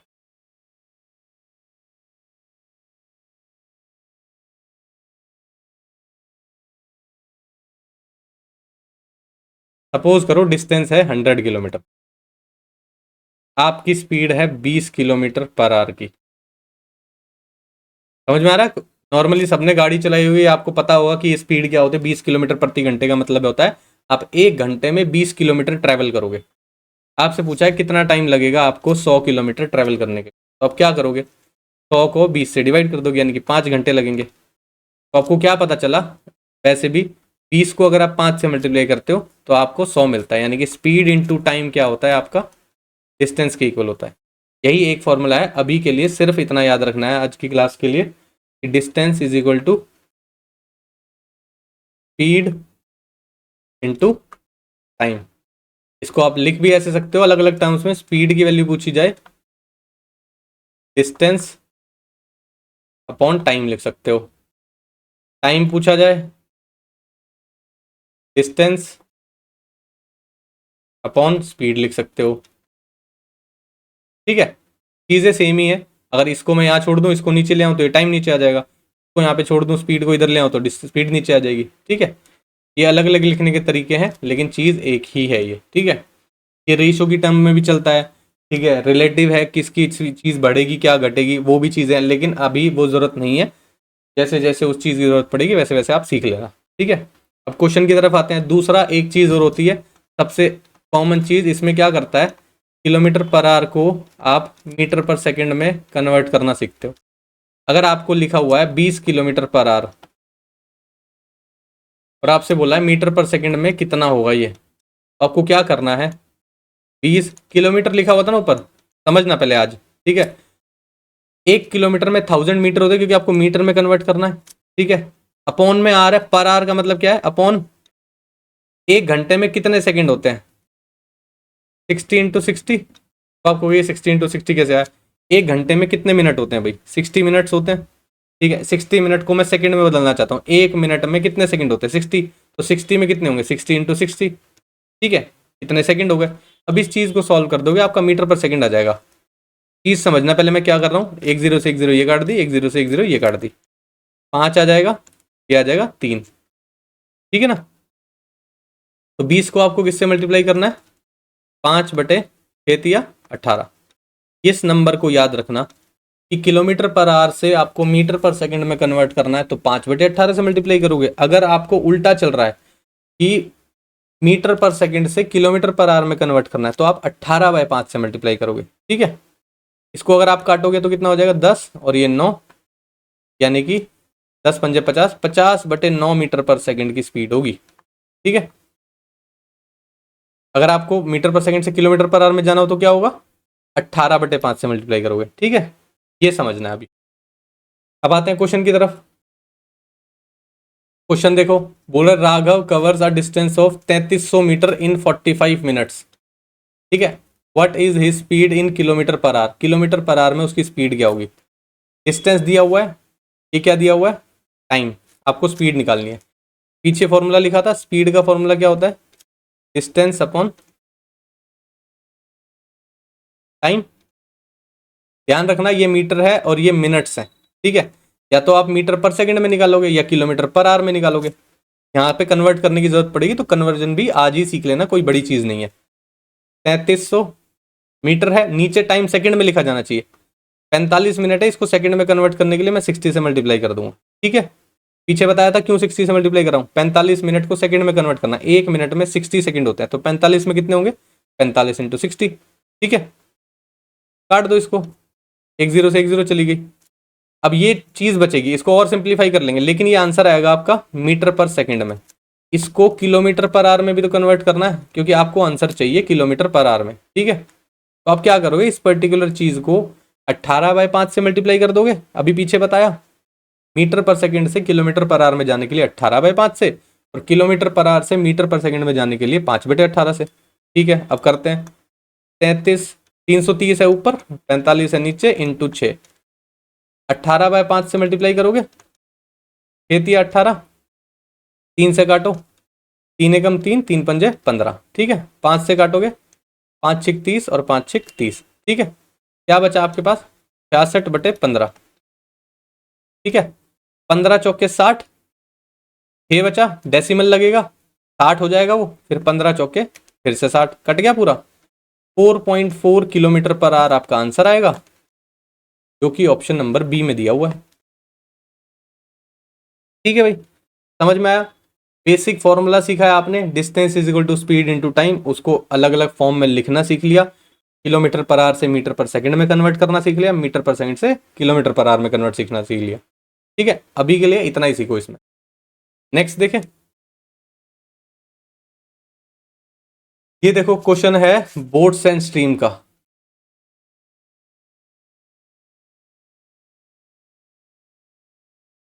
ठीक है, क्वेश्चन बोल रहा है a boat covers a distance of 80 kilometre downstream. आपको नहीं पता डाउन स्ट्रीम क्या होती है।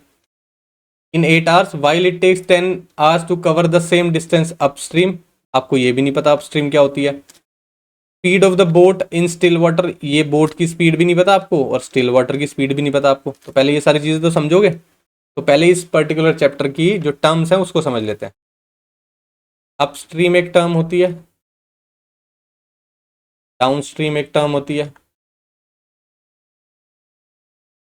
Speed of boat in still water एक टर्म होती है, स्पीड ऑफ स्ट्रीम एक टर्म होती है। ठीक है, अपस्ट्रीम स्पीड भी लिखते हैं, अब डाउनस्ट्रीम स्पीड भी लिखते हैं, लेकिन इसी में समझ लेंगे उस चीज़ को।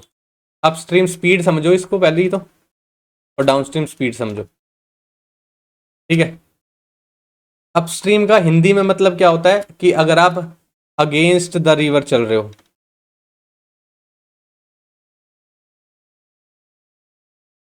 डाउनस्ट्रीम का मतलब क्या होता है, अलोंग द रिवर चल रहे हो।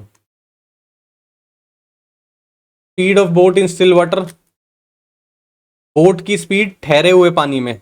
ठीक है, वो रिवर में नहीं चल रही है। स्टिल वाटर मतलब ठहरा हुआ पानी। ठीक है, उसमें उसकी स्पीड को, बोट की स्पीड को स्टिल वाटर स्पीड बोलते हैं। स्पीड ऑफ स्ट्रीम, रिवर की स्पीड को स्ट्रीम ऑफ स्पीड बोलते हैं। ठीक है, धारा की गति को स्पीड ऑफ स्ट्रीम बोलते हैं हिंदी की टर्म्स में, अगर आप समझोगे। रिवर किस स्पीड से बह रही है नीचे की साइड, ऑब्वियसली बात है नीचे की साइड बहेगी, ऊपर की साइड तो बहेगी नहीं। किस स्पीड से बह रही है वो स्पीड ऑफ स्ट्रीम कहलाती है। ठीक है, अब अपस्ट्रीम स्पीड की बात करते हैं। तो अगर आपको समझना हो कि अपस्ट्रीम स्पीड कैसे निकलेगी, तो speed of boat in still water, अगर आप इसमें से माइनस कर दोगे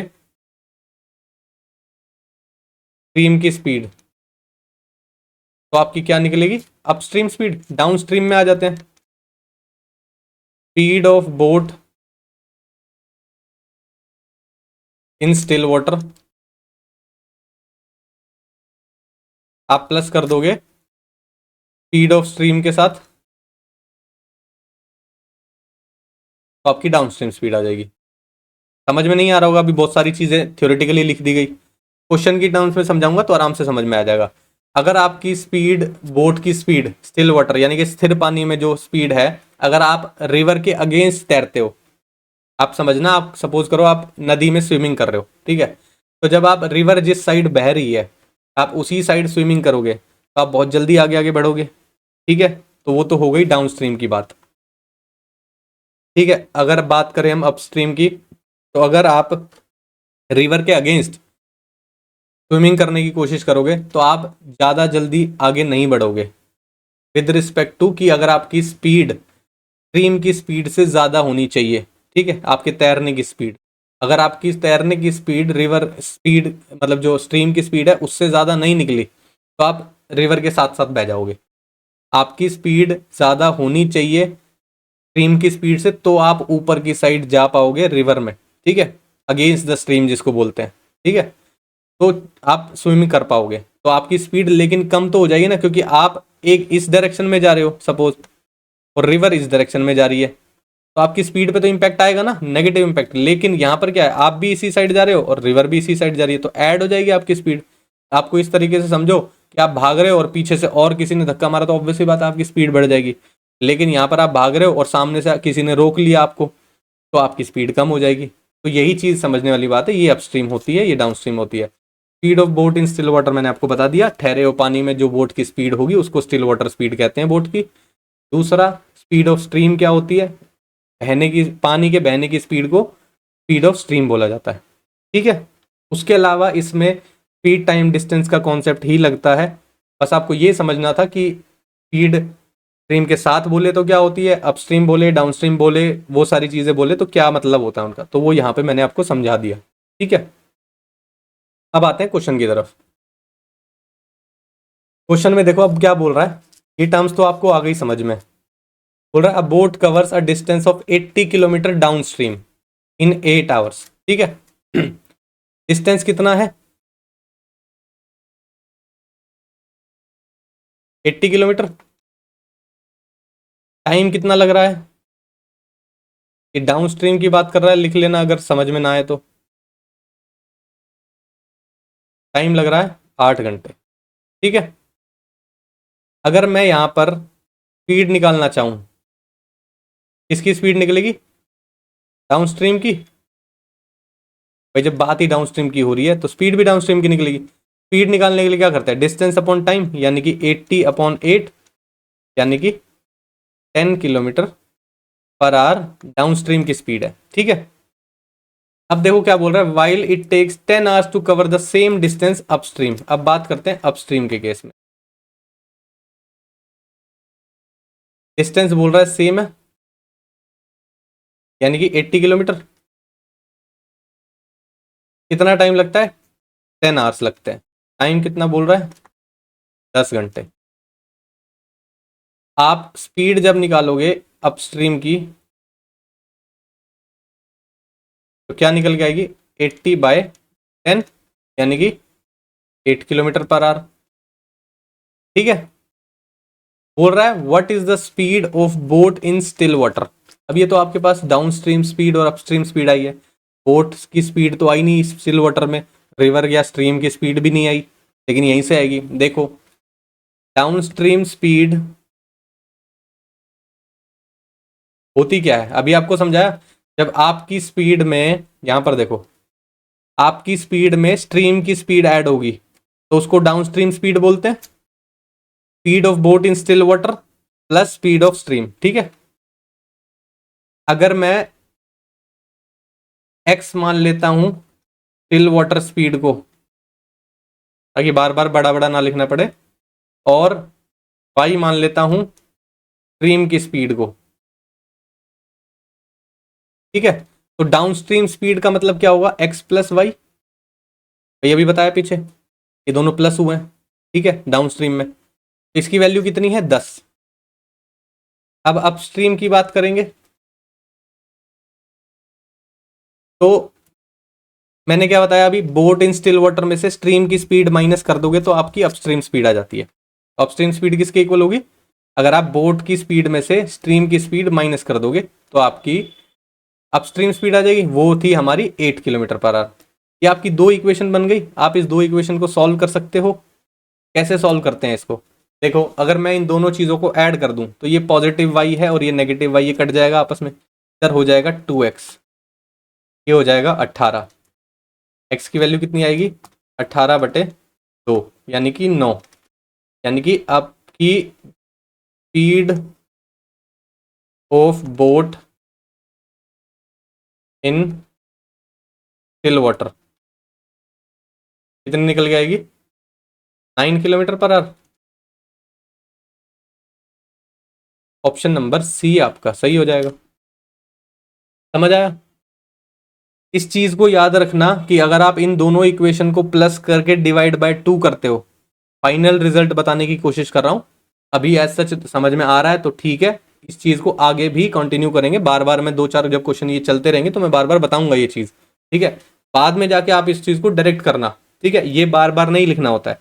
आपको जब ये पता चल जाएगा डाउन स्ट्रीम स्पीड आ गई, अपस्ट्रीम स्पीड आ गई, स्पीड भी लिख लो इसके साथ, तो अगर आप उन दोनों चीजों को प्लस करते हो और डिवाइड बाय 2 कर दोगे तो आपके पास क्या निकल के आती है, boats speed of boat in still water, ठीक है।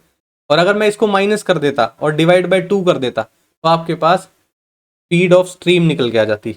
वो आगे वाले क्वेश्चंस में जब नेक्स्ट क्लासेस में होगा तो स्पीड ऑफ स्ट्रीम भी मैं आपको निकाल के बताऊंगा, ताकि आपको ये समझ में आ जाएगा कि अगर इन दोनों को माइनस करके डिवाइड बाय 2 कर देते तो स्ट्रीम की स्पीड आ जाती, इन दोनों को प्लस करके डिवाइड बाय 2 किया है तो आपकी बोट की स्पीड आ गई स्टिल वाटर में। क्लियर है, समझ में आया भाई, ये सारी terms upstream, downstream, speed of stream और बोट की स्पीड स्टिल वाटर में, ये सारी चीजें समझ में आई।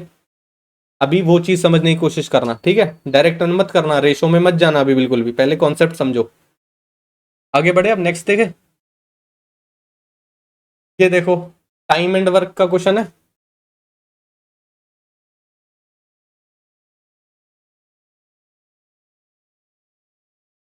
टाइम एंड वर्क में क्या होता है, बोल रहा है Anil and Vipin together can complete a work in 15 days, दोनों मिलके 15 दिन में काम खत्म कर सकते हैं। While Vipin alone can finish a work in 20 days, बोल रहा है in how many days Anil can alone finish the work, Anil अकेला कितने दिन में काम कर लेगा। अब कॉन्सेप्ट क्या होता है इसमें टाइम एंड वर्क में, पहले ये समझो।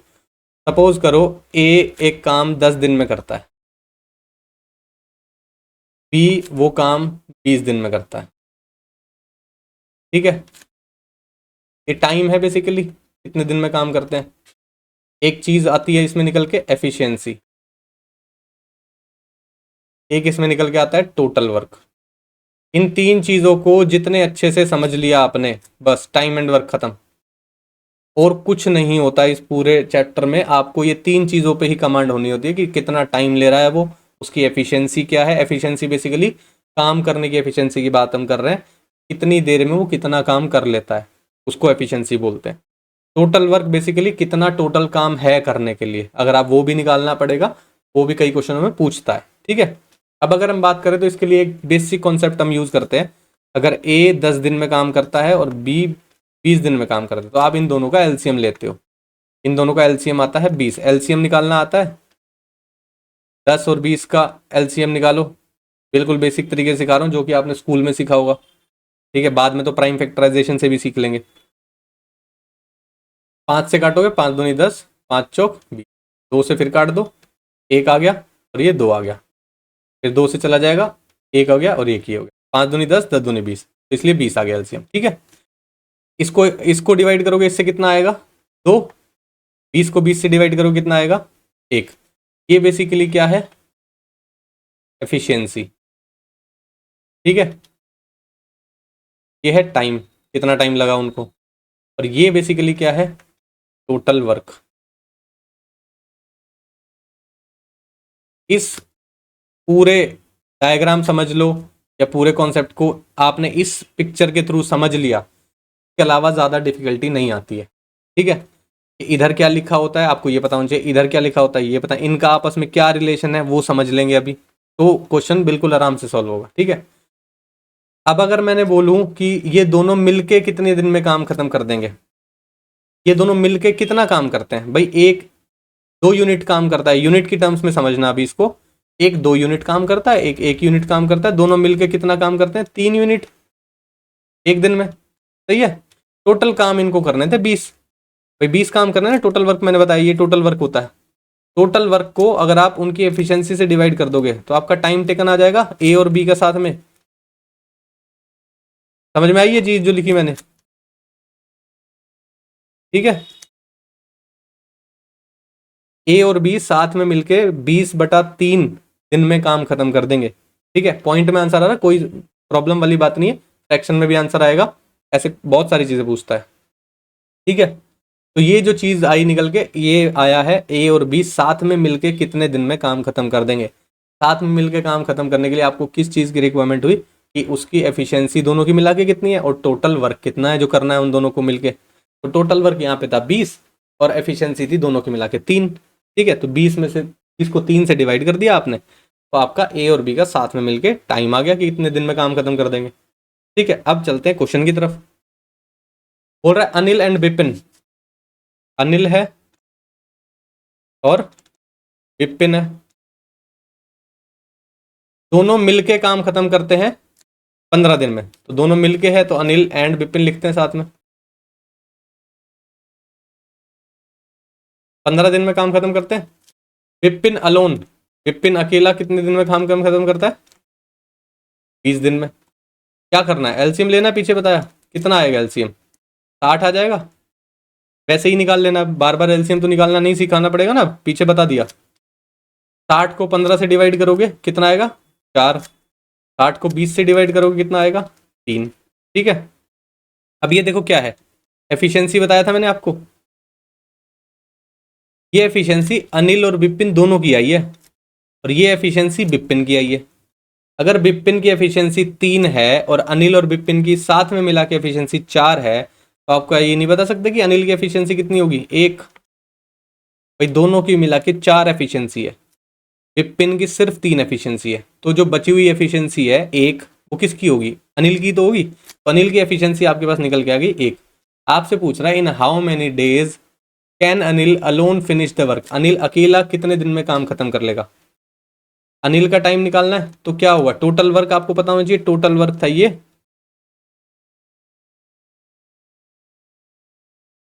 टोटल वर्क 60 है, अनिल की एफिशिएंसी कितनी है 1, कितने दिन लगेंगे उसको, 60 डेज।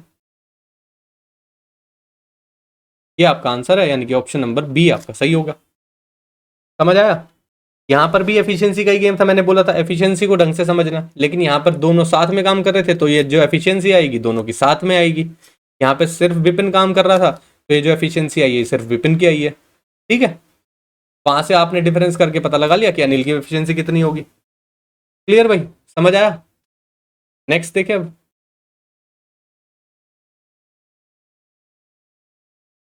बोल रहा है ए एंड बी, पहले तो ये समझो ये क्वेश्चन है पार्टनरशिप का।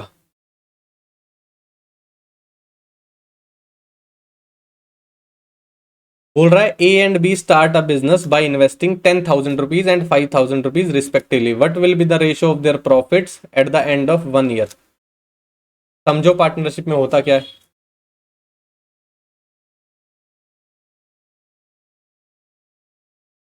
दो लोग हैं, अगर इन्वेस्ट कर रहे हैं कोई अमाउंट, मान लो एक ने किया 1,000, एक ने किया 2,000, जिस रेशो में इन्वेस्टिंग होती है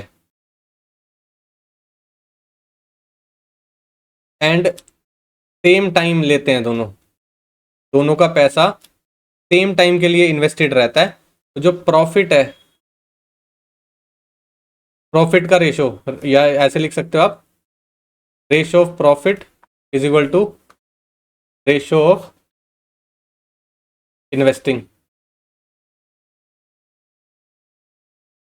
समझ आया?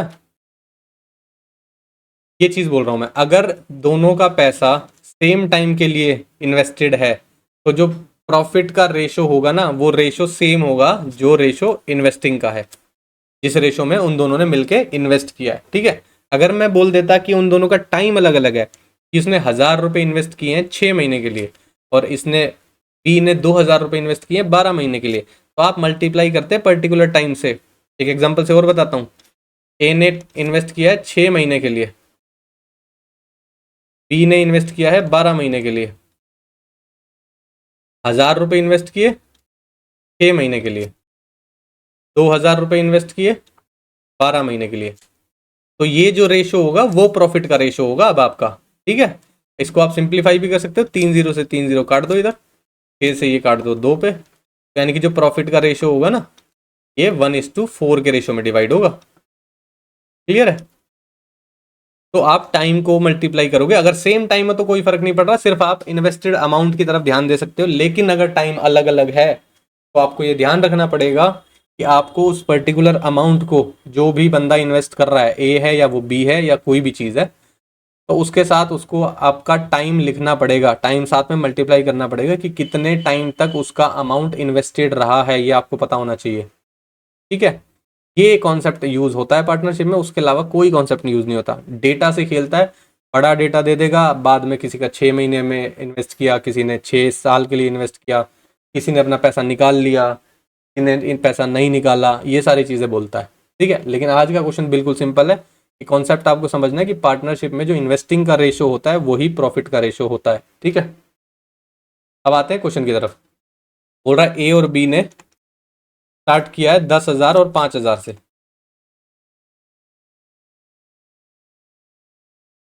एक साल के बाद उनके प्रॉफिट का रेशो क्या होगा? एक साल के बाद, यानी कि दोनों ने एक साल के लिए अमाउंट इन्वेस्ट किया, तो हमें टाइम का तो कोई लेना देना नहीं है, तो ये जो रेशो है वही एग्जैक्टली प्रॉफिट का रेशो होगा। अब 3 0 से 3 0 काट सकते हो, 5 से काटोगे 1 पे, 5 से काटोगे 2 पे चला जाएगा, यानी कि 2:1 आपका प्रॉफिट का रेशो रहेगा, यानी कि ऑप्शन नंबर बी आपका सही हो जाएगा। क्लियर भाई? बिल्कुल बेसिक सवाल पार्टनरशिप का कि पार्टनरशिप होती क्या है, कैसे उनका प्रॉफिट निकाला जाता है, कैसे उनका इन्वेस्टेड अमाउंट आप कैलकुलेट करते हो, ठीक से रेशो की टर्म्स में कैसे लिखते हो, ईयर्स की क्या अगर यूज़ होता है इसमें कि कितने साल के लिए उसने पैसा डाला है, जो भी बंदे आपस में इन्वेस्ट कर रहे हैं पार्टनरशिप में। समझ आया? ये चीज़ था। के बाद जब नेक्स्ट क्लासेस होंगी पार्टनरशिप की, मतलब पार्टनरशिप का क्वेश्चन रखा जाएगा, तो धीरे धीरे इसका लेवल बढ़ा लेंगे कि डेटा कॉम्प्लिकेट हो जाता है, डेटा की लेंथ बढ़ जाएगी, सपोज मतलब स्टेटमेंट की लेंथ बढ़ जाएगी, 4-5 लाइन का क्वेश्चन हो जाता है, तो वहां से डेटा सही से फेच करना और लिखना सही रेशो, वही कॉम्प्लिकेट हो जाता है। ठीक है, उसी में गड़बड़ हो जाती है और आपका नंबर इधर उधर आता है, फिर आपका आंसर मैच नहीं करेगा। ठीक है, अभी क्या समझना है कि जो बेसिक फॉर्मूला है उसको समझना है। ठीक है, नेक्स्ट देखिए। अब ये देखो, नंबर सिस्टम का क्वेश्चन है, बिल्कुल बेसिक।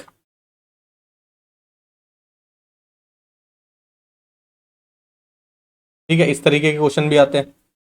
बोल रहा है the square of 72 is equal to the product of 216 and a number, find the number. अब इसमें कोई कॉन्सेप्ट नहीं सीखने की जरूरत है, मैंने बस आपको ये क्वेश्चन इसलिए रखा है कि आपको ये पता चले कि बेसिक नंबर के ऊपर भी चीज़ें पूछता है, जिसमें कोई फॉर्मूला नहीं लगता, जनरल कॉमन सेंस लगाओगे आप, बिल्कुल बेसिक कॉमन सेंस, तो आपका आंसर निकल के आ जाएगा। उसने क्या बोला? The square of 72। अब किसी बच्चे को अगर ये ना पता हो स्क्वायर ऑफ 72 क्या होता है, तो मैं लिख देता हूँ। 72 का स्क्वायर इस तरीके से लिखा जाता है, इसका मतलब क्या होता है? 72 इंटू 72। ठीक है, बोल रहा है is equal to the product, ये किसके बराबर है? प्रोडक्ट ऑफ 216 और एक नंबर, किसके बराबर है? 216 और एक नंबर, मान लो वो नंबर x है। ठीक है, उसके प्रोडक्ट के बराबर है। कर दिया हमने प्रोडक्ट, ये बन गई आपकी इक्वेशन। इसको सॉल्व करना है आपको, x की वैल्यू निकालनी है, यानी कि वो नंबर निकालना है। ठीक है, कर लो, इधर काटा पीटी कर लेते हैं। 72 इंटू 72, ये 216 इधर मल्टीप्लाई में है तो इधर जाके डिवाइड में हो जाएगा, यहाँ x की वैल्यू निकल के आ जाएगी आपकी। ठीक है, अब इसको काटोगे, किससे काटोगे? 6 से काट लो या 12 से काट लोगे? 12 से भी काट लो, 12 कम 12 कितना बचा? 9, 12 अट्ठे 96, 12 6 72, 6 से काटोगे, 6 3 18, 3 से फिर काटोगे, 3 दूनी 6, 3 चौक 12, x की वैल्यू कितनी आ गई 24। ऑप्शन नंबर सी आपका सही हो गया। क्लियर।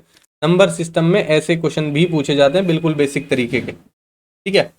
इन केस इस तरीके के भी पूछे जाते हैं कि किसी को किसी से डिवाइड कर रहे हैं तो रिमाइंडर बच गया, वो मैं आपको रिमाइंडर थ्योरम में बताऊंगा भी, लेकिन मैं अभी आपको ये रख रहा था कि नंबर सिस्टम तो कुछ क्वेश्चन प्री के लेवल में तो मैं खासकर बोल रहा हूँ बिल्कुल ही आएगा, तो बिल्कुल एक फॉर्मूला बेस्ड आएगा, डायरेक्ट फॉर्मूला रखा आपने आंसर आ गया, या तो आप ऐसा बेसिक क्वेश्चन, इसमें तो कोई फॉर्मूला भी नहीं है, ये तो आप बचपन से सीखते आ रहे हो कि किसी को किसी के इक्वल रखना है, ठीक है। नेक्स्ट देखें अब देखो ये क्वेश्चन है सिंप्लीफिकेशन का।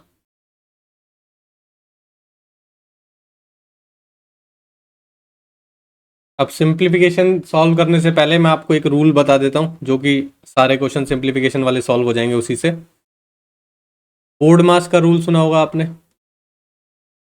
मतलब क्या होता है इसका, बी का मतलब होता है ब्रैकेट, ओ का मतलब होता है ऑर्डर, डी का मतलब होता है डिवाइड, एम का मतलब होता है मल्टीप्लीकेशन, ए का मतलब होता है एडिशन, एस का मतलब होता है सब्ट्रैक्शन, ठीक है। ब्रैकेट मतलब सबसे पहले ब्रैकेट के अंदर वाली चीज़ों को सॉल्व करना होता है। ऑर्डर मतलब बेसिकली इनके सब की पावर लगी हुई है या रूट वाली टर्म्स जो हैं वो सॉल्व करनी होती है। डिवाइड का मतलब आपको पता ही है, डिवाइड होता है, मल्टीप्लाई होता है, ये भी पता ही है, सब्ट्रैक्शन माइनस, एडिशन प्लस, ठीक है। इस ऑर्डर में ये चीज़ें फॉलो होती हैं, इस ऑर्डर में, जिस ऑर्डर में मैंने एरो बनाया। अगर आप कोई भी चीज़ पहले सॉल्व करने की कोशिश करोगे, मल्टीप्लाई आपने पहले को सॉल्व करना शुरू कर दिया, उसके बाद और चीज़ें करी या ऑर्डर या ब्रैकेट वाली चीज़ें बाद में करी, तो आपका आंसर गलत आएगा, ठीक है। इसी चीज़ को अप्लाई करके जब आप पीछे क्वेश्चन में देखोगे तो आपको समझ में आएगा कि कैसे हम सॉल्व कर रहे हैं, ठीक है। देखो अब ये क्वेश्चन दिया हुआ है, तो सबसे पहले ब्रैकेट के अंदर वाली चीज़ सॉल्व करते हैं। 6 + 6 क्या होगा 12 होगा, तो पहले इधर एज इट इज़ लिख लो, -6 और 6 12 हो गया, +7। फिर क्या बोला था मैंने, डिवाइड वाली चीज़ सबसे पहले आ रही थी, तो डिवाइड वाली चीज़ सॉल्व करते हैं। 7 प्लस ये 30 को 6 से डिवाइड करो कितना हो जाएगा 5, -12 और +7। माइनस और प्लस यानी कि एडिशन और सब्ट्रैक्शन बचने के बाद आप कोई सी भी चीज़ पहले कर सकते हो, बस ये ध्यान रखना कि आप साइन सही लगा रहे हो, ठीक है। अगर छोटी चीज़ में से बड़ी चीज़ माइनस करो तो आपका साइन माइनस का आना चाहिए। तो इससे बेटर तरीका अगर ये है, आपको वो समझ में नहीं आता तो सीखना तो पड़ेगा वो भी, लेकिन एडिशन जो पॉजिटिव चीज़ें हैं उनको एक साथ रख लो। 7 पॉजिटिव है, 5 पॉजिटिव है और 7 पॉजिटिव है, 7 और 7 14, 14 और 5 19, 19 में से 12 माइनस करने हैं आपको, यानी कि 7 आपका आंसर आएगा। ऑप्शन नंबर बी आपका सही होगा। क्लियर है। ऐसे ही देखते हैं नेक्स्ट क्वेश्चन। अब इसमें सबसे पहले क्या सॉल्व करोगे आप, ऑफ वाली टर्म सॉल्व करोगे, ठीक है। ऑर्डर में आता है ये ऑफ वाली टर्म, ऑफ का मतलब बेसिकली क्या होता है मल्टीप्लाई। सॉल्व करो, 18 डिवाइड बाय 3 दूनी कितना हो जाएगा 6 इंटू 5 एज इट इज़ है, plus 72 divide as it is 18 दूनी 36 हो जाएगा, ऑफ है क्योंकि, इंटू 3 -4 डिवाइड बाय 8 इंटू 2, ठीक है। अब डिवाइड वाली चीज़ें सॉल्व करोगे, इसको सॉल्व करो कितना आएगा, 18 को 6 से डिवाइड करो कितना आ जाएगा 3, ये इंटू 5 हो जाएगा, प्लस 72 को 36 से डिवाइड करो कितना आ जाएगा, 36 दूनी 72 होता है 2 आ जाएगा, इंटू 3 एज इट इज़ है, -4 डिवाइड बाई 8 का मतलब है ये 4/8 होगा, इंटू 2, 4 2 8 और 8, ये पूरा पूरा कट गया, यानी कि 1 बचा हुआ है यहाँ पे, 5 3 15 प्लस 3 दूनी 6 -1, ठीक है। 15 और 6 होता है 21, 21 में से 1 चला गया, यानी कि आपका आंसर आएगा 20। ऑप्शन नंबर ए आपका सही हो जाएगा। क्लियर है भाई। बोर्ड मास को जितना अच्छे से आप अप्लाई करना सीख लोगे उतना आसान ये क्वेश्चन बन जाएगा, नहीं तो आप गलती करते ही रहोगे, किसी को किसी चीज़ को पहले सॉल्व कर दोगे और फिर आपका आंसर गलत ही आएगा, ठीक है। तो इतने आसानी से बोर्ड मास को है उसको अच्छे से समझ लो और फिर 1 2 क्वेश्चन 4 क्वेश्चन में अप्लाई करके देख लो, ठीक है। नेक्स्ट देखते हैं। ये देखो एलजेब्रा का क्वेश्चन है। सबसे पहली आइडेंटिटी आज जो सीखोगे, a+b से देख लेते हैं, a+b का होल स्क्वायर सीखो, क्या होता है ये a² + b² + 2ab। ध्यान से समझ लेना, माइनस वाली टर्म्स भी अगर लिख देता हूँ तो कोई बड़ी बात नहीं है। a - b का होल स्क्वायर क्या होता है a² + b² - 2ab। आज ये दो आइडेंटिटी सीखेंगे और इन पे बेस ये वाला जो क्वेश्चन है वो करेंगे, ठीक है। अब ध्यान से देखना कि जब चीजें a प्लस बी था उसका स्क्वायर अगर मैंने किया तो इंडिविजुअल टर्म पे पावर चढ़ने लगी, ठीक है। इसी को इसी चीज में अप्लाई करना है। इसका अगर आप नंबर ए और बी की जगह कोई नंबर लेके देखोगे तो भी आपका आंसर सेम ही आने वाला है, चाहे तो ए की वैल्यू 1 और बी की वैल्यू 2 करके इसको सॉल्व करके देख लेना, ठीक है। इसी चीज को हम यहाँ पे अप्लाई करते हैं। हम क्या करेंगे, हमें चाहिए x की पावर 4 प्लस 1 बाई एक्स की पावर 4। हमारे पास है x प्लस 1 बाई एक्स। अब हम पावर इंक्रीज कैसे करेंगे, हम अगर स्क्वायर कर दे चीज़ों का तो पावर इंक्रीज होनी शुरू हो जाती है, हमने देखा यहाँ पे। तो हम क्या करेंगे, दोनों साइड स्क्वायर कर देंगे। x प्लस 1 बाई एक्स का स्क्वायर कर दो और उधर भी स्क्वायर कर दो, जो दूसरी साइड है उसका भी तो स्क्वायर करना पड़ेगा। ये क्या निकल के आएगा, अब मैंने बताया a प्लस बी का होल स्क्वायर क्या होता है, a स्क्वायर यानी कि एक्स स्क्वायर, इस वाली टर्म का स्क्वायर यानी कि 1 by x square plus 2, a क्या है x और b क्या है 1 by x is equal to 100। x से x कैंसिल हो गया, x square plus 1 by x square क्या निकल के आया आपके पास, ये 2 उधर चला जाएगा तो 100 में से 2 माइनस होगा तो 98 आ जाएगा, ठीक है। अब आपके पास ये चीज़ निकल के आ गई x square plus 1 by x square. अब आपको तो चाहिए था 4 की टर्म, तो एक बार और स्क्वायर कर लेते हैं, क्या फर्क पड़ रहा है। X square plus 1 by x square, इसका स्क्वायर करेंगे यानी कि 98 का भी स्क्वायर करना पड़ेगा आपको, ठीक है। स्क्वायर करोगे तो इसका स्क्वायर होगा, ए स्क्वायर करते हैं तो यानी कि ये पावर 4 हो जाएगी, प्लस इसका स्क्वायर करोगे तो यानी कि 1 बाई एक्स की पावर 4 हो जाएगी, प्लस 2 ए कितना है एक्स स्क्वायर, बी कितना है 1 बाई एक्स स्क्वायर, इससे ये कट गया, इधर 98 का होल स्क्वायर ही रहेगा, ठीक है। यहाँ पर क्या है आपके पास निकल के, एक्स की पावर 4 प्लस 1 बाई एक्स की पावर 4 निकल के आ गई। ये 2 को हम उधर भेज देते हैं, 98 का स्क्वायर माइनस 2, ठीक है। आ गया आंसर ये। अब पर ये वाली चीज़ तो सॉल्व करनी है। अब हम पीछे देख के आए हैं कि आपको मैंने यूनिट डिजिट वाली चीज़ बताई थी, ठीक है, बताई थी। यहाँ पर वो यूनिट डिजिट वाली चीज़ काम आएगी क्योंकि आपको 98 का स्क्वायर तो याद नहीं होगा, ठीक है। याद भी कितने तक के करने होते हैं, ज़्यादा से ज़्यादा 40 तक याद कर लो, 50 तक याद कर लो, लेकिन 98 का थोड़ी ना याद होगा, ठीक है। या तो आप लिख सकते हो, अभी आपको लिख के भी बता दूंगा, आंसर आपको वही आएगा, लेकिन आप ऑप्शन एलिमिनेशन से भी देख सकते हो। देखो यूनिट डिजिट 4, 2, 0 और 6। अगर आपने यूनिट डिजिट फाइंड आउट कर ली तो एक भी यूनिट डिजिट मैच नहीं कर रही है आपस में, तो आपका आंसर एक ही बारी में आ जाएगा। अब यहाँ पे देखो यूनिट डिजिट निकालने के लिए इसका स्क्वायर दिया हुआ है, यानी कि इसका मतलब क्या, 98 इंटू 98। मैंने क्या बताया था, लास्ट डिजिट देखो इसकी, इसकी भी लास्ट देखो, दोनों को मल्टीप्लाई करो, 8 8 64 हो गया। 64 की लास्ट डिजिट क्या आई, 4। लास्ट में तो 4 आ रहा है, आगे कुछ भी आ रहा हो आपका, ठीक है, लास्ट में तो 4 आएगा, -2 करना है तो 4 में से ही जाएगा 2, तो यानी कि यूनिट डिजिट क्या निकल के आएगी 2, यानी कि ऑप्शन बी आपका सही आंसर होगा। क्लियर। अब आपको मैं सॉल्व भी करके दिखा देता हूँ। 98 को मल्टीप्लाई करो 98 से, अब देखो जो टाइम बचता है वो कैसे बचता है ये आपको अभी समझ में आएगा। 8 8 64, 6 गया कैरी, 9 8 72 और 6 गया कितना हो जाएगा 78, यहाँ पे 72 हो गया, 7 कर गया, 9 9 81, 81 और 7 88, 4 8 और 2 10, एक कैरी गया, 8 और 8 16, एक कैरी गया, 9604 आ गया, ठीक है। 9604 में से 2 माइनस करोगे तो 9602 आपका आंसर होगा, जो कि पहले ही हमने टिक कर दिया था। क्लियर, समझ में आया यूनिट डिजिट से भी। आगे बढ़े, आज ये दो आइडेंटिटी देखी है हमने, माइनस वाला जब आएगा तो माइनस की तरह करेंगे क्योंकि यहाँ पे माइनस की टर्म आ जाएगी, वो उधर जाके प्लस का हो जाता है। फिर बाद में आप इसका जनरल फॉर्मूला याद रख लेना, फॉर्मूला भी नहीं, आपको बस ये पता चल जाएगा ये 2 उधर जाके प्लस होगा या माइनस होगा, उतना याद रखना पड़ता है, कोई फॉर्मूला रटने वाली चीज़ नहीं होगी, ठीक है। नेक्स्ट देखें अब, ये देखो ज्योमेट्री का क्वेश्चन है, ठीक है। सर्कल दिया हुआ है, बोल रहा है in the given figure G is the centre of the field, find the angle A C B. Angle A G B दिया हुआ है 132 डिग्री, ठीक है। ए सी बी ये वाला एंगल आपको फाइंड आउट करना है। यहां पर एक थ्योरम है,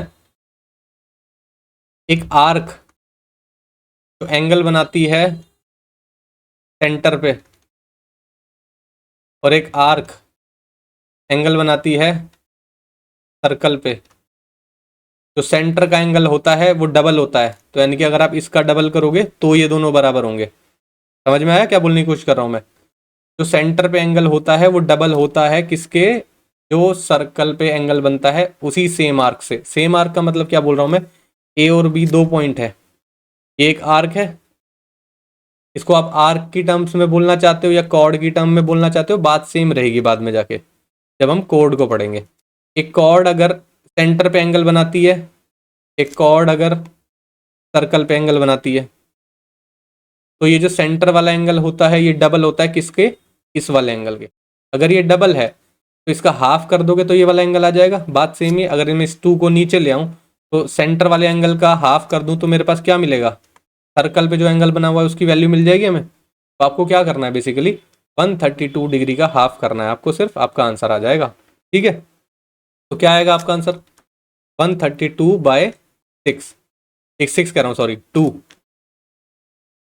यानी कि 66 डिग्री आपका आंसर आएगा। ऑप्शन नंबर बी आपका सही हो जाएगा। ये पहली थ्योरम थी, ठीक है, इसको याद रखना है। समझ आया, सर्कल सबको पता है सर्कल क्या होता है, दो पॉइंट लिए हुए हैं, कोई भी पॉइंट है, एक फिगर बना दिया बस इन्होंने, ठीक है ना। आपको ये फिगर में बस ये देखना है कि इस तरीके का क्वेश्चन किस तरीके से सॉल्व होता है, ये थ्योरम होती है बेसिकली, वैसे नहीं निकाल पाओगे। ठीक है, कि जो एक आर्क सेंटर पे एंगल बना रही है और एक आर्क सर्कल पे एंगल बना रही है, तो सर्कल वाला जो एंगल है वो हाफ होता है सेंटर पे बने हुए एंगल के। ठीक है, अभी सर्कल में सिर्फ इतना ही पढ़ेंगे, जैसे ही टेंजेंट कॉर्ड और वो सब चीजें आ जाएंगी तो एकदम से चीजें खुल जाएंगी, तो सारी चीजें एकदम से एक्सप्लेन करनी पड़ेंगी। ठीक है, अभी पहली थ्योरम सबसे आसान थ्योरम, सर्कल में जो सबसे पहली थ्योरम पढ़वाई जाती है वो यही होती है। ठीक है, इसलिए सर्कल से ही स्टार्ट कर रहे हैं। सर्कल पे क्वेश्चन भी बहुत ज्यादा पूछे जाते हैं, सर्कल पे और ट्रायंगल पे, तो पहले सबसे पहले वही चीजें कवर करेंगे। ठीक है, नेक्स्ट देखते हैं अब। ये देखो ट्रिगोनोमेट्री आ गया।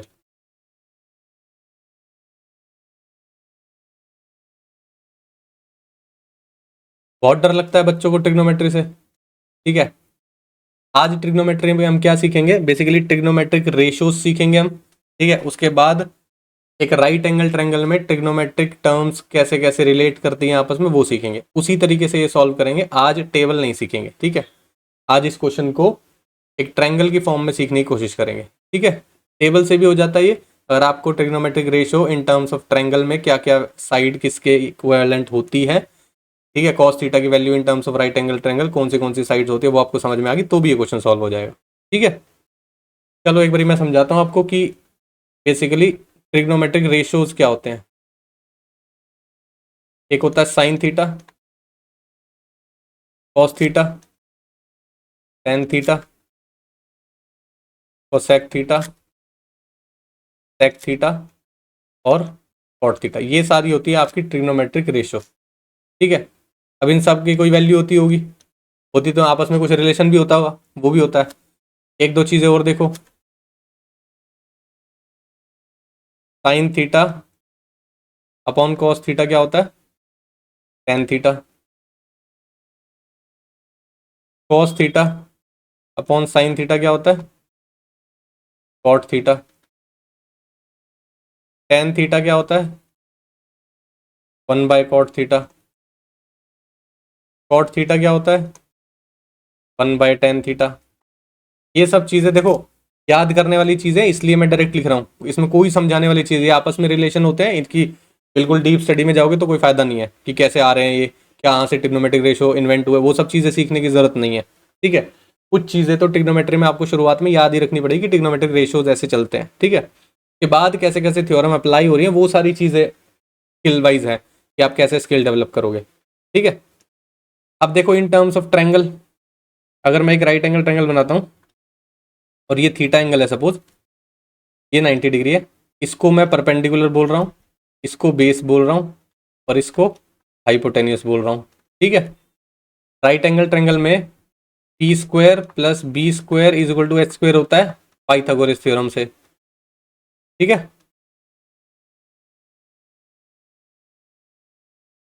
ये पाइथागोरस थ्योरम हो गई, यानी कि इस वाली साइड की जो वैल्यू होगी उसका स्क्वायर करो और इसका स्क्वायर करो, दोनों का स्क्वायर प्लस करोगे तो वो इस वाली साइड के स्क्वायर के इक्वल आएगा। ठीक है, समझ आया भाई। अब और चीजें यहाँ पे देखो, sine theta is equal to 1/कोसेक थीटा होता है,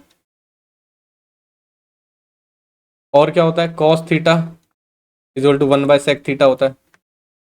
वही चीज़ मैं यहाँ पे भी लिख सकता हूँ, sec theta is equal to 1/कोसेक थीटा होता है, अगर मैं इसको इधर लिख दूँ और इसको इधर लिख दूँ।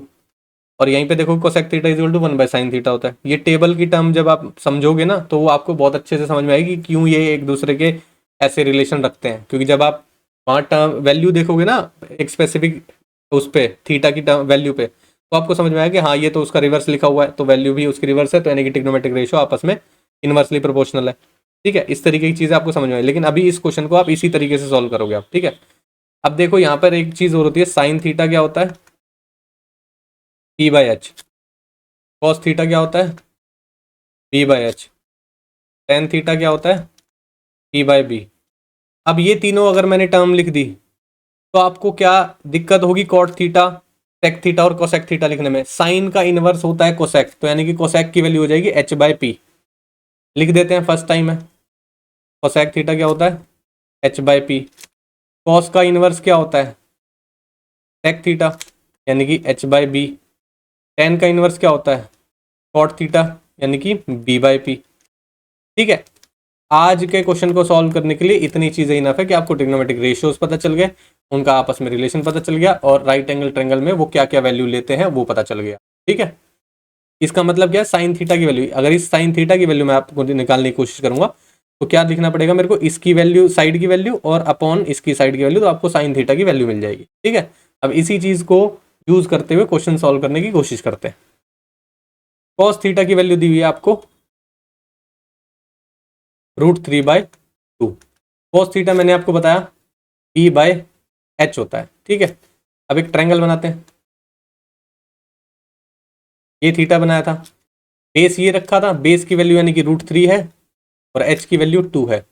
पाइथागोरस थ्योरम से आप इसकी वैल्यू निकाल सकते हो, h² is equal to P² plus B² होता है। h² यानी कि 4 हो जाएगा, 2 का स्क्वायर लिखा है मैंने यहाँ पे, P² आपको पता नहीं है निकालना है, B² क्या हो जाएगा, 3 हो जाएगा।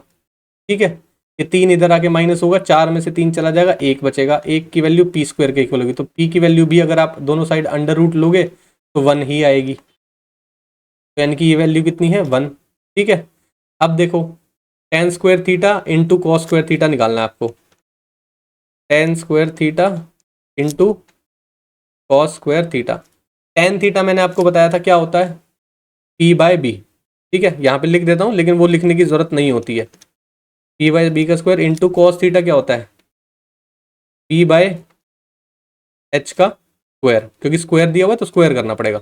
P/B मतलब ये है क्या है, ये P है, ये B है और ये H है। P कितना है, 1, और B कितना है, √3, इसका स्क्वायर, इंटू B कितना है, √3, अपॉन H कितना है, 2, इसका स्क्वायर।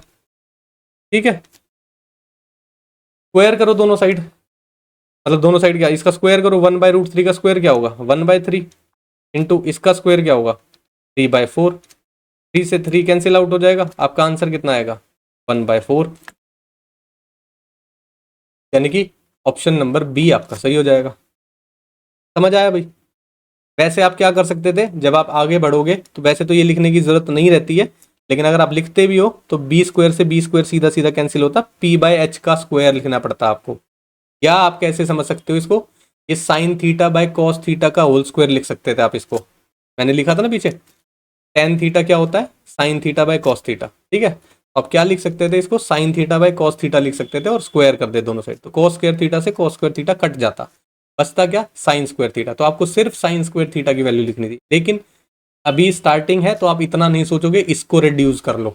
ठीक है, आप इधर से इधर प्रोसीड करने की कोशिश करोगे। ठीक है, आया समझ में। आज के लिए ट्रिग्नोमेट्री में इतना ही सीखना है, धीरे धीरे ट्रिग्नोमेट्री के सारे कॉन्सेप्ट सीख लेंगे और फिर अप्लाई करेंगे मिक्स क्वेश्चन में। नेक्स्ट देखें अब, ये देखो मेंसुरेशन का क्वेश्चन है।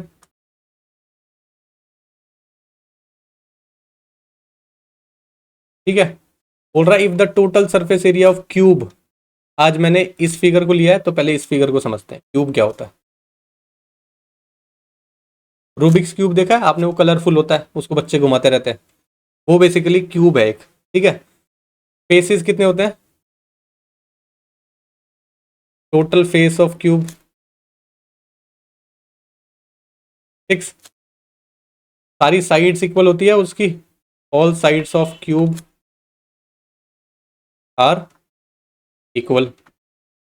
अब कुछ चीज़ें भी होती होंगी इसकी, वॉल्यूम भी होता होगा, सरफेस एरिया भी होता होगा, टोटल सरफेस एरिया लिख लो इसको, ठीक है। अब साइड इक्वल होती है, अगर सपोज करो उसकी साइड ए है तो वॉल्यूम क्या होता है, ए क्यूब होता है, ठीक है। और टोटल सरफेस एरिया क्या होता है, अगर एक सरफेस की साइड देखोगे उसको तो आपको एक स्क्वायर दिखाई देगा। स्क्वायर का एरिया कैसे निकलता है, ए स्क्वायर, सही है। तो अगर आप सारे सरफेसेस का एरिया ऐड कर दोगे तो टोटल मैंने आपको सरफेसेस या फेस बताए 6, तो 6 इंटू ए स्क्वायर हो जाएगा उसके सरफेस एरिया, ठीक है। तो ये जो दोनों चीज़ें हैं ये याद रखने वाली चीज़ें हैं कि वॉल्यूम ऑफ क्यूब क्या होता है और total surface area of cube क्या होता है, ठीक है। साइड मैंने आपको बताया सारी इक्वल होती है इसलिए हमने ए लेट कर लिया। अब आते हैं क्वेश्चन की तरफ। बोल रहा है total surface area of cube is 24 square unit दिया हुआ, टोटल सरफेस एरिया यानी कि 6 ए स्क्वायर की वैल्यू दी है आपको 24, इस 6 से काट दोगे 6 चौक 24, ए स्क्वायर की वैल्यू क्या आएगी 4, ए की वैल्यू क्या आएगी 2, सही है। आपसे पूछा what is the volume of cube, volume of cube क्या होता है,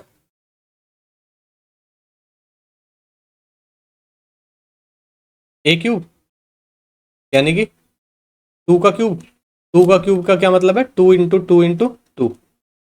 वैसे तो आपको पता ही होगा तो इसलिए फिर भी मैंने लिख दिया, 2 दूनी 4, 4 दूनी 8, 8 क्यूबिक यूनिट यानी कि आपका आंसर आएगा ऑप्शन नंबर ए आपका सही हो जाएगा। समझ आया। क्यूब को पढ़ रहे हैं अभी, क्यूब से स्टार्ट करेंगे, धीरे धीरे एक एक फिगर को मैं डिटेल में समझाता चलूंगा। जैसे आज मैंने अभी क्यूब का वॉल्यूम बता दिया, क्यूब का सरफेस एरिया बता दिया, टोटल कितने फेसेस होते हैं ये समझाया आपको, हर एक फेस स्क्वायर जैसा दिखता है वो बताया आपको, ठीक है। ये जो मैं एक एक लाइन बोल रहा हूँ ना उसकी अलग अलग वैल्यू है, आप समझना उस चीज़ को, ठीक है। ऐसा नहीं है कि आप बस पढ़ते 5 मिनट में आपको ये सोचो कि सिर्फ आपको वॉल्यूम निकालना सीख रहे हो। मैं जो जो लाइन बोल रहा हूँ हर एक चीज़ की आगे जाके इंपॉर्टेंस होगी, तो ध्यान से सुननी है वो लाइन, ठीक है। मैंने जब बोला कि 6 फेसेस होते हैं तो आपको टोटल फेसेस पता चल गए। अगर मैं उन 4 फेसेस का अगर सपोज करो आपसे एरिया निकलवाने लगूँ तो आप पता चलेगा कि हाँ 6 फेसेस होते हैं उसमें 4 की बात कर रहे हैं हम, ठीक है। इस तरीके की चीज़ें आगे जाके होंगी, अभी बिल्कुल बेसिक से चल रहा है तो शायद आपको वो लाइन मिस हो जाए कि फेसेस की बात की, ठीक है। लेकिन फेसेस काम आएंगे, क्यूबॉइड में भी काम आएंगे, एरिया ऑफ 4 वॉल पूछता है वहाँ पे तो, ठीक है। आगे जैसे जैसे चलेंगे वो हो जाएगा, ठीक है ना। तो ये मेंसुरेशन का आज पहला फिगर हमने डिस्कस किया है क्यूब, इस पे 2-3 क्वेश्चन करेंगे और पूरा क्यूब मैं आपको उसी क्वेश्चन के थ्रू समझा दूंगा, ठीक है। तो ये थे आज के 15 क्वेश्चन, ठीक है। इन केस किसी क्वेश्चन में आपको डाउट लगता है, शुरू में मैंने आपको बता दिया कि इस सीरीज को किस तरीके से फॉलो करना है वो ध्यान रखना। दूसरा, रिवीजन जरूर करना है। जिन बच्चों की स्पीड कम है 15 क्वेश्चन ऐसे ही ढूंढोगे और उनको सॉल्व करोगे,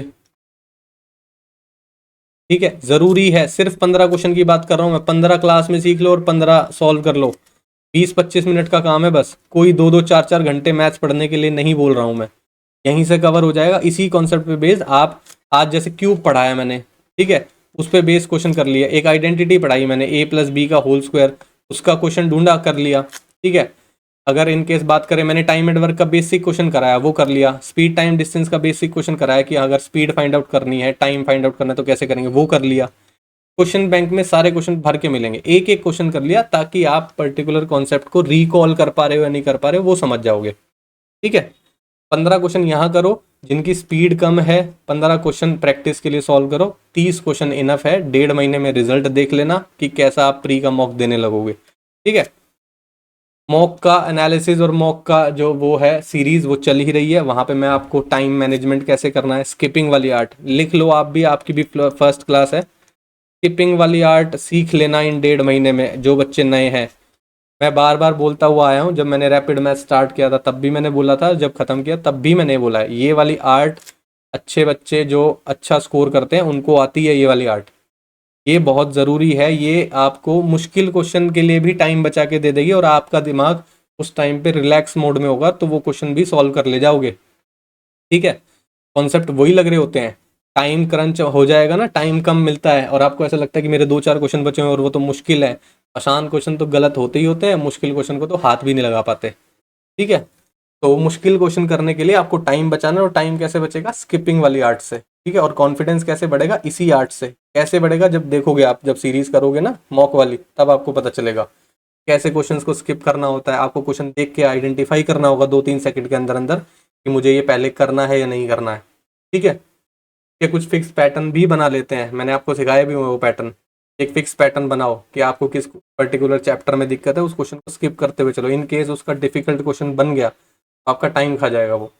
खैर वो सारी चीज़ें आप मॉक वाली सीरीज में करोगे। इस सीरीज में आप बेसिकली कॉन्सेप्ट बिल्ड कर रहे हो और पूरा कोर्स कवर कर रहे हो अच्छे तरीके से, ठीक है। और कोई प्रॉब्लम हो इस सीरीज के रिगार्डिंग या कुछ पूछना हो तो टेलीग्राम पे मैसेज कर देना। सभी बच्चों को मैंने बोला था कि टेलीग्राम ज्वाइन कर लेना, ठीक है। वहाँ पर कोई डिस्कशन होगा तो वहाँ पे मैं, जो भी प्रॉब्लम आती है आपकी तरफ से, वहीं पे मैं रिप्लाई कर देता हूँ, ठीक है। तो फिर आज की क्लास के लिए इतना ही रखते हैं, मिलते हैं नेक्स्ट क्लास में। Thank you.